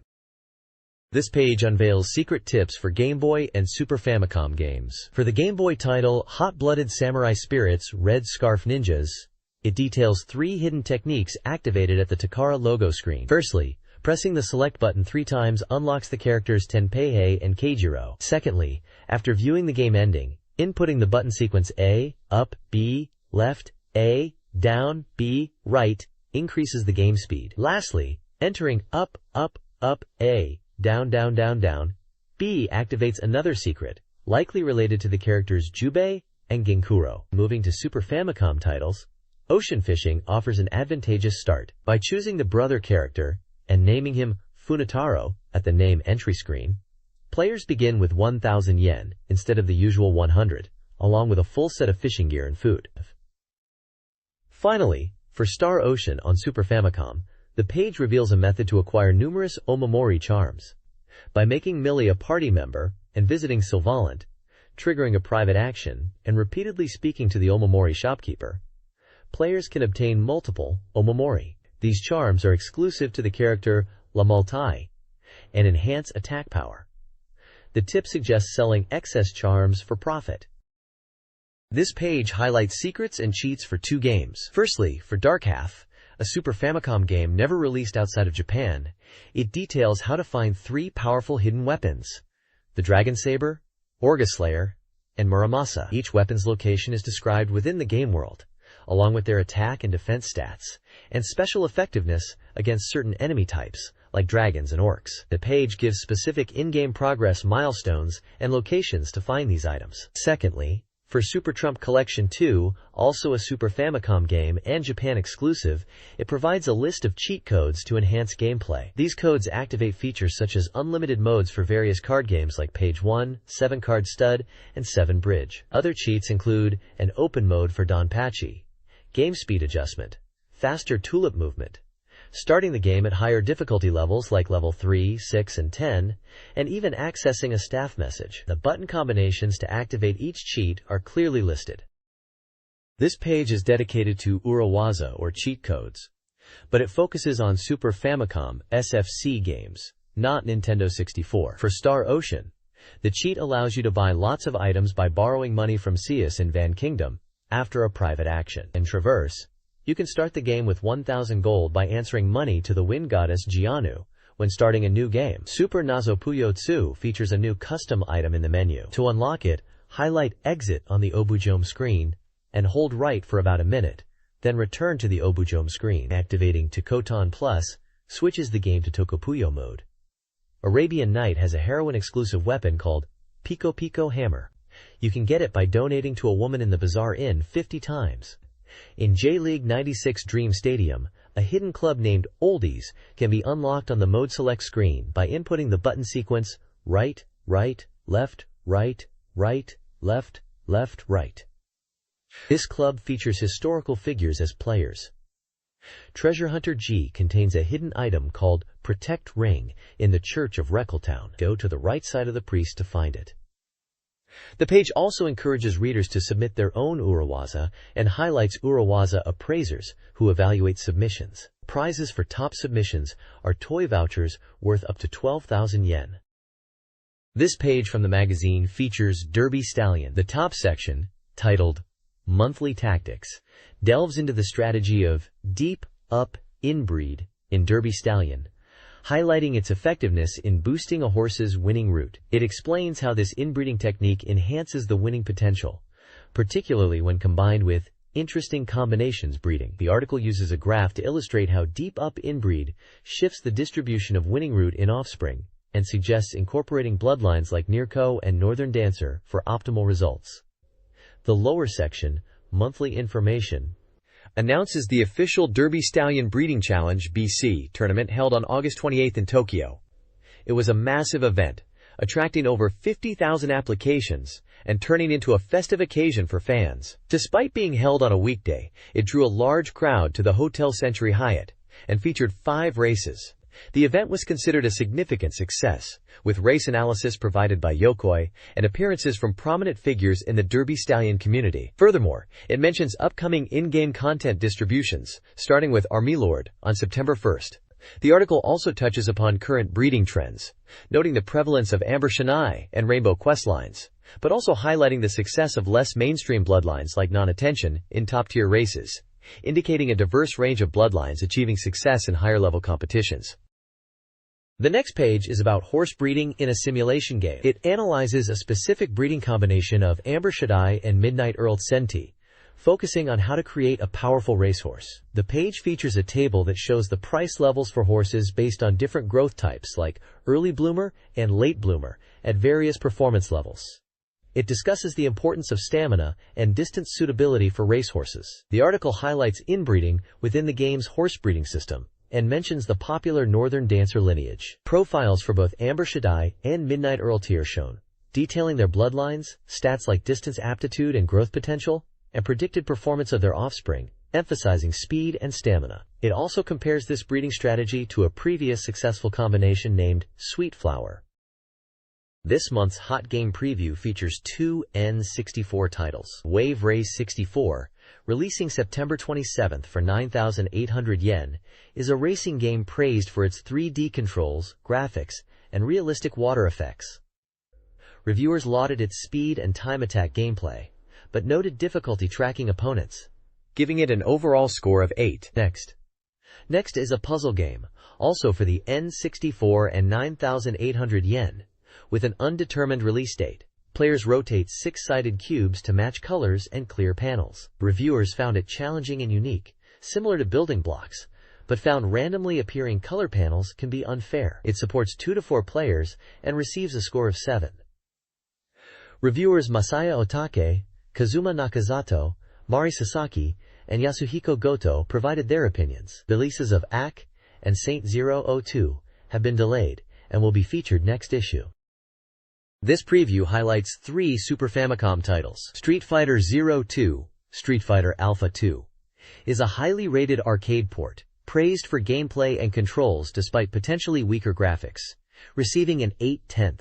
Winning Post 2 Program 96, a horse racing simulation, focuses on relationships and depth, earning a 7/10, but may feel familiar. Thoroughbred Breeder 2i, another horse racing sim, focuses on breeding and training, rated 8/10 for its user-friendliness, though it may have simplified elements. The page also discusses N64 titles.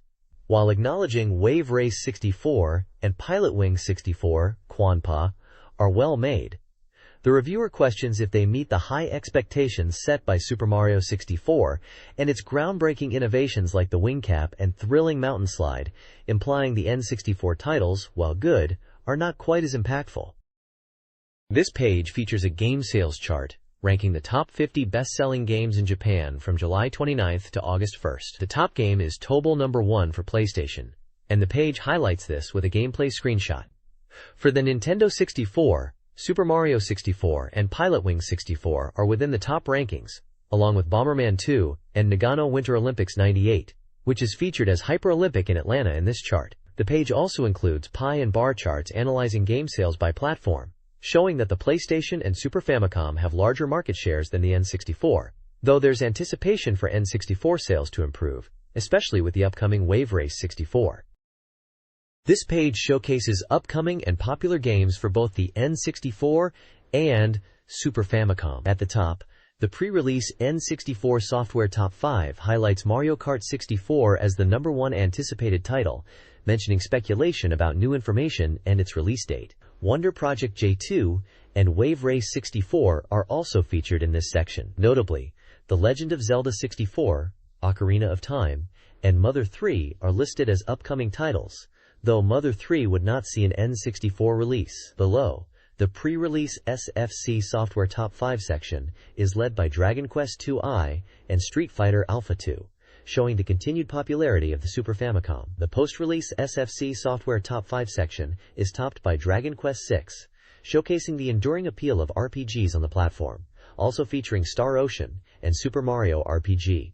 On the right side, a chart details the number of pages dedicated to various new N64 and SFC games across different gaming magazines. Games listed include Super Mario 64, Pilot Wing 64, Wave Race 64, Wonder Project J2, and Dragon Quest II-I. Finally, there's a section about a visit to the Akihabara Laox Computer Game Museum store, and several trendy charts covering game sales, anime and TV viewership, CD sales, and karaoke rankings, although these are not directly N64 related.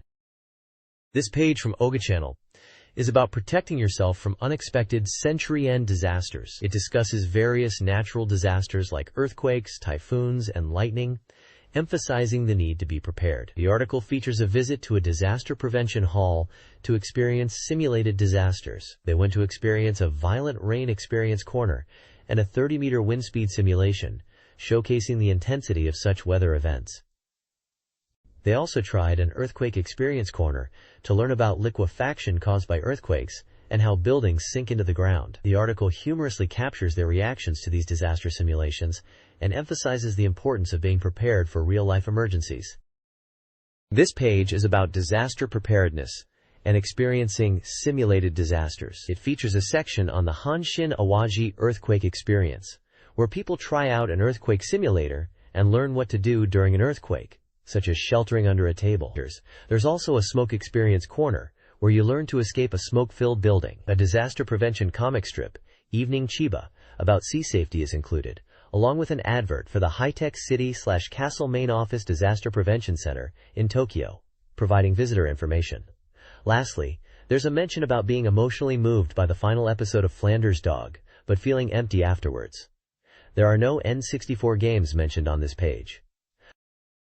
This page showcases a few fun sections, starting with Ota Aimi's Super Cool Onigiri, which appears to be a reader submission corner, with cute illustrations and text themed around onigiri rice balls. Then there's a humorous Celebrity Stink ranking, with Giant Baba in first place, followed by Marussia and Sakamoto Issei, all ranked for their imagined body odor. The Xiaowu Koizumi's dog column talks about a reader's old TV having a dark screen issue, mentioning they play games like Super Donkey Kong Country and find dark scenes like the Switch Tunnel especially hard to see. They were quoted a high repair price for their TV and are now contemplating buying a new one. Lastly, there's an Impact Face photo section featuring reader-submitted funny face photos. This page is from Dengeki Nintendo 64 magazine and features the Oga Channel editorial meeting section. It opens with the announcement that Ota Emi is transferring schools due to her father's job, and there will be no farewell party. There's a humorous discussion among the editors about making the reason for her departure more interesting, but they ultimately decide to keep it vague at the office's request. Readers have sent in requests, one asking for an investigation into the production process of Dengeki N64, and another asking for the lyrics to Emi's song. There's also a brief mention of the page being the last one, with a joke comparing Eskimi to the anime character Kiniku Mantaro. The page also includes a comic strip titled Truth/Sayonara Ota Emi, depicting a tearful farewell to Ota Emi, with characters expressing sadness at her departure but also looking forward to her return as an adult. There's a recruitment section titled You Too Can Become an Oga Channel Member, inviting readers to submit investigation requests and reports. They are interested in dreams, mysterious objects, and even photos of high school girls in casual clothes. Rewards for participation include staff ID cards, World Mystery Discovery stickers, and book coupons. They are also urgently recruiting a replacement for Ota Emi, open to idols, models, and amateurs, encouraging applications with photos, resumes, and even secret stories. Finally, there is an image of Ota Emi with speech bubbles, saying, "Bye-bye, see you again, love and fun," marking her farewell. This page is a special 2-page feature comic strip titled Let's Go to Kyoto. It's a humorous account of visiting Kyoto for a Nintendo interview related to the N64 Feet 96 Autumn Collection. The comic depicts the interviewer going to Kyoto and meeting with a Nintendo representative to discuss upcoming games. They talk about the difficulty of game development, specifically mentioning Wave Race 64 and its progress, noting that the Wave Race finishing touches are being made. They then discuss Mario Kart and another game called Climber, Carry, which is apparently a working title, mentioning it's being developed in the USA by DMA. The comic playfully explores the interview process and the interviewer's reactions to the game information, highlighting the excitement around these N64 titles and the behind-the-scenes discussions with Nintendo. The overall tone is lighthearted, focusing on the fun of game previews and interviews during a trip to Kyoto. This page is a report from the 1996 Tokyo Game Show, titled 1 Hour Rush Report, done in a manga style. It captures the energetic and crowded atmosphere of the event. It mentions the excitement surrounding games like a Goddess game and the Wonder Project J, 2 Girls. The report depicts the experience of navigating the busy show floor, highlighting the dense crowds as feeling like a packed train. There's a focus on the strong emotions and excitement of the attendees, with mentions of cosplayers and people rushing to try out the games, creating a vivid snapshot of the early days of the Tokyo Game Show. It generally conveys the feeling of being overwhelmed and exhilarated by the sheer amount of people and games.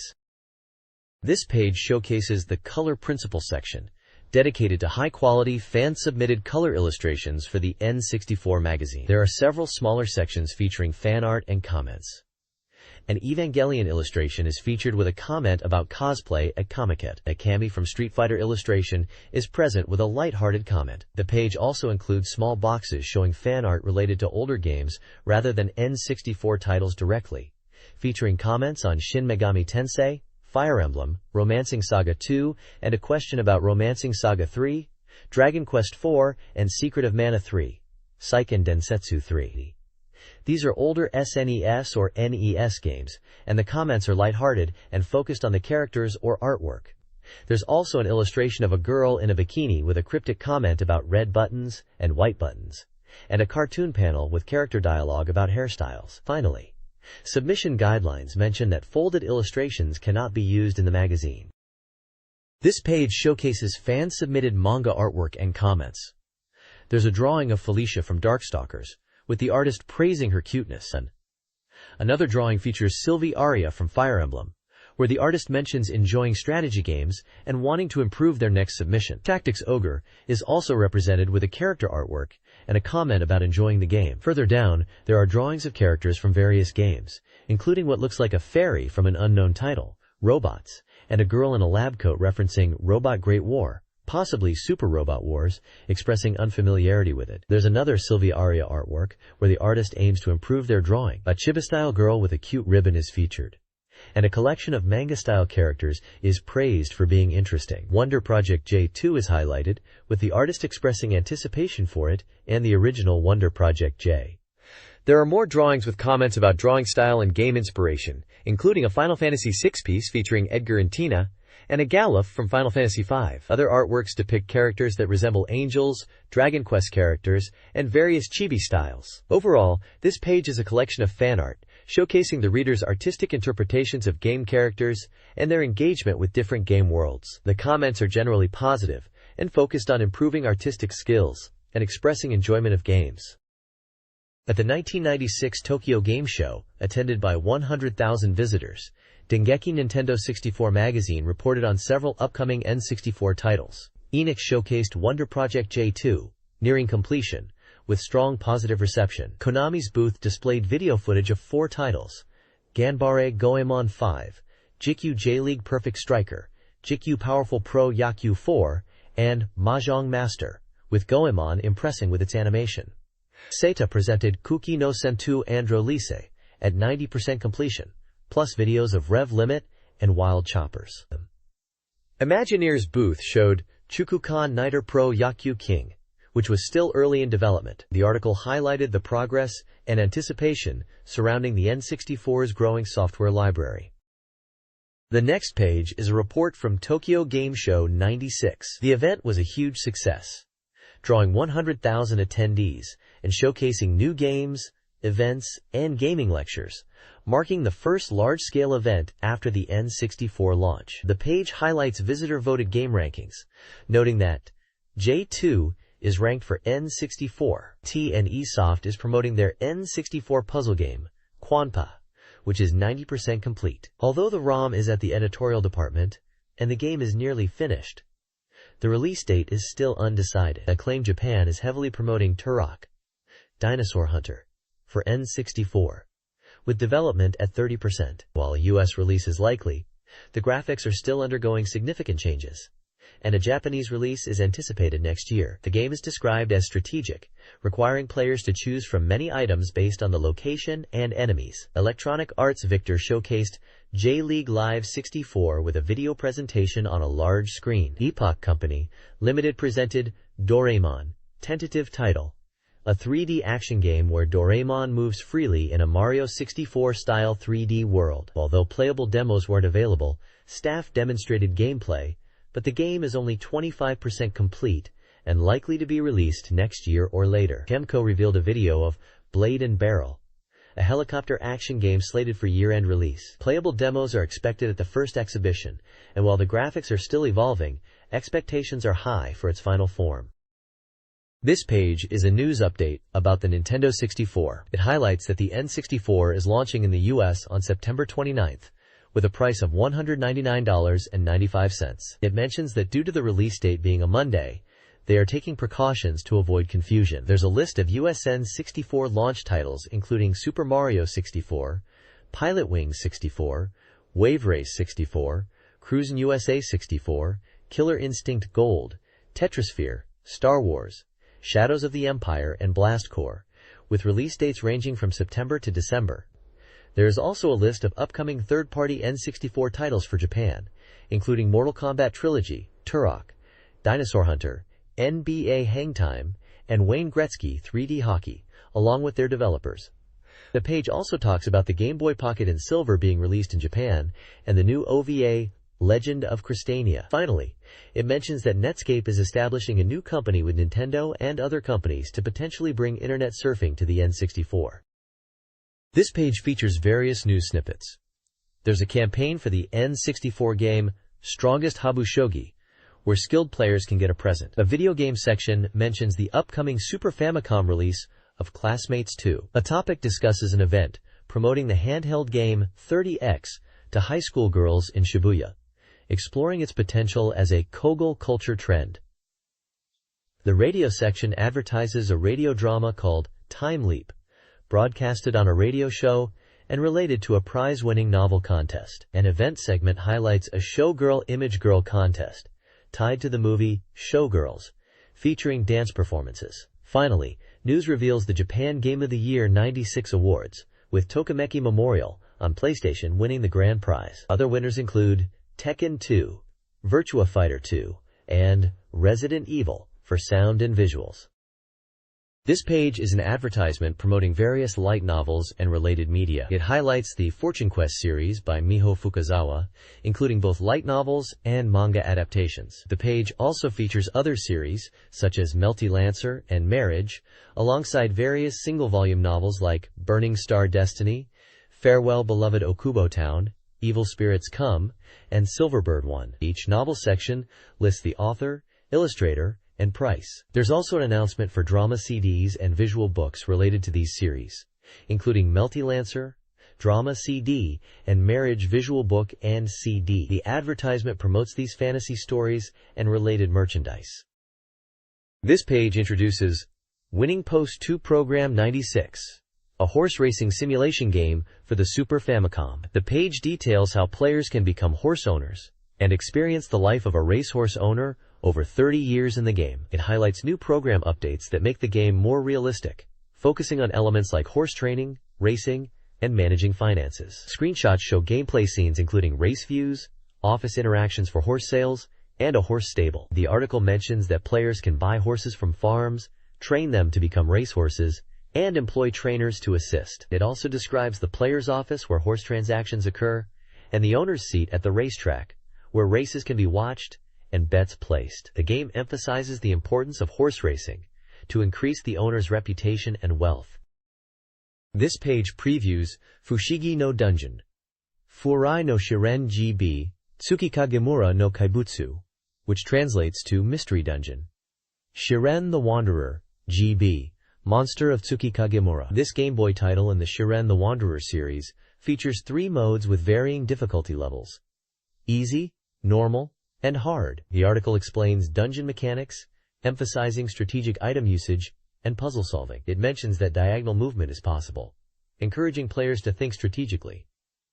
The game features item shops within dungeons. The story revolves around Shiren in Tsukikagemura, where children are sacrificed to Orochi, and Shiren gets involved to help. Several new monsters are introduced for this GB version, including Hyaki no Tachi, a strong enemy; Nezumi Kobun, a common early game enemy; Karakai Oinari, appears in easy mode; Chintara, a reasonably strong, dependable enemy; Katobi Inoshi, an enemy that blows items away; Bakudan Uribu, an explosive enemy; Takatobi Sao, jumps around the floor; Hikiyage no Makimono, warps you back to town with equipped items; Yami Uchi, a dungeon assassin with high attack power; Tugu, casts a spell called Harahari; Moribi, a tough enemy with high attack but no special abilities.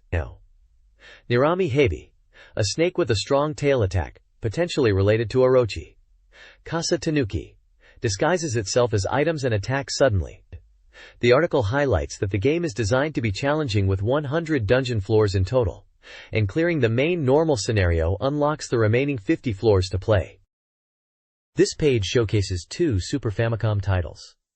First up is Parlor, Mini 3 Pachinko Jiki simulation game, a pachinko simulator, the third in the popular series. It boasts 2 real pachinko machines, Nanasi and CR Keiba Tengoku Yushun Hen V. It comes packed with features like a practice mode to hone your pachinko skills by studying real alignments and nail patterns. This SFC game is set to launch on September 27th for 4,900 yen from Japan Telenet. The page also highlights Super Nichibutsu Mahjong 4 Kiso Kenkyu Hen, the 4th installment in the Mahjong series, subtitled Basic Research Edition. This one's designed to be accessible to beginners with its Mahjong Seminar mode, a unique way to learn the game. They're emphasizing its beginner-friendly approach and the depth it offers for more experienced players. Mahjong Seminar mode is a particular highlight for learning tile calls and Mahjong basics. This SFC title is also scheduled for a September 27th release, priced at 7,500 yen from Nihon Busan. The game offers 3 modes to refine your Mahjong skills. The next page showcases upcoming Game Boy titles. First is Genjin Collection, a compilation of 3 Game Boy Genjin action games from Hudson, promising transformation action gameplay in 1 cartridge. It includes mini-games and secret content from GB Genjin Land. The screenshots are from GB Genjin 2, showing the protagonist who can transform into 3 types: Thief, Glutton, and Different Person. It's slated for release on November 22nd. Priced at 3,980 yen. Next is Detective Conan, an adventure game based on the popular anime, developed by Bandai, planned for release in December. It features a multi-scenario system where the story changes based on player actions, ensuring varied gameplay experiences. Minigames are also included, like a skateboard race. The screenshots highlight the visual quality and key characters like Conan, Ran, and Kogoro. Finally, there's Gegige no Kitaro, also from Bandai, and set for a December release. This time, the familiar action game series transforms into an RPG on Game Boy. Players gather monster information, persuade monsters to join their side, utilize their powers, and aim to complete the Monster Encyclopedia, which features 50 types of monsters. The screenshots show battle scenes and the Monster Encyclopedia screen. This page introduces 2 games. The first is Marvelous, Another Treasure Island, a Super Famicom action-adventure game where 3 boys search for treasure. The game features a search system, allowing players to zoom in and examine the game world. Players can control 3 different characters, each with unique actions, to solve puzzles and progress. The second game is Super Jinsei Game 3, also for Super Famicom. This is described as a powered-up version of the Game of Life board game series. It features a power meter roulette system. Mini-games are triggered by landing on certain spaces. Player characters visually age through 5 stages. Players can choose from different course lengths like quick, slow, normal, and long. The game includes star sign influences on events and aims for players to master life by becoming the top player across all courses. This page highlights a reader prize promotion. Prize number 1 is for 10 people to win Wave Race 64, described as a new 64 soft title, where you can enjoy exhilarating RCCG jet ski racing with matches against rivals. Prize number 2 is for 5 people to win Wizardry Gaiden IV, Taima no Kodu, not released internationally, a 3D dungeon RPG, described as a classic PG masterpiece now reborn in a Japanese style. A screenshot shows the game interface with a dragon enemy. Prize number 3 is for 5 people to win a Tokimeki Memorial Shiori Fujisaki Uchiwa fan set from Konami, described as a popular dating sim game character item. Prize number 4 is an advertisement for reader applications, mentioning page 130 of the postcard, where you can write your desired prize number and questionnaire answers, with a 50 yen stamp required. The deadline is October 4th. Winners will be announced in the December issue of Dengeki Nintendo 64. Prize number 5 is for 10 people to win a Chukukan Niter Pro Yaku King Special Shitajiki pencil board from Imagineer, a baseball game item that is expected to be released this fall. Prize number 6 is for SFC Super Famicom software, a set of 3 bundled games which is a bargain, described as a fun and luxurious 3-game set, with the software content chosen by the editorial department. This page is a release schedule list for Nintendo 64, Super Famicom, Game Boy, and Virtual Boy games. For Nintendo 64, it features upcoming titles like Wave Race 64, Star Wars, Shadows of the Empire, and Pilotwings 64. Other anticipated games include GoldenEye 007, Blast Corps, Body Harvest, and Mario Kart 64. Later in the schedule are listed titles like F-Zero 64, Kirby 64, The Crystal Shards as Kirby of the Air Ride, Star Fox 64, and Yoshi's Story as Yoshi Island 64. Towards the end of the list are mentioned games like J-League Live 64, and more. The Super Famicom section highlights titles such as Parlor, Mini 4, Super Life Game 3, and Dragon Knight 4. Also mentioned are Marvel Superheroes and War of the Gems. For Game Boy, it lists games like Street Racer, Sports Collection, SD Hiryu, No Ken Gaiden 2, and more. Lastly, the Virtual Boy section includes games such as Doraemon, Nobita's Doki Doki Land, Starseed, and Proteus Zone, along with other titles. This page is an advertisement for the Super Famicom release of Dragon Quest II. The advert highlights the game as a remake of the classic, featuring updated graphics and sound. It showcases artwork of the main hero and includes screenshots from the game displaying gameplay elements like battles and town exploration. The text emphasizes the immersive graphics and sound enhancements, as well as the various characters you can encounter in this RPG adventure.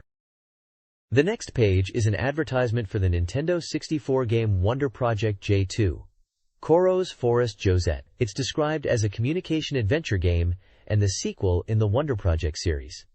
The advert features screenshots showing the in-game interface with HP and MP gauges and character interactions. We see Josette, the mechanical girl and the main character, in the game's world. The text emphasizes the emotional connection with Josette, highlighting how players will experience various emotions through interacting with her. The game is announced for release in 1996 and is published by Enix.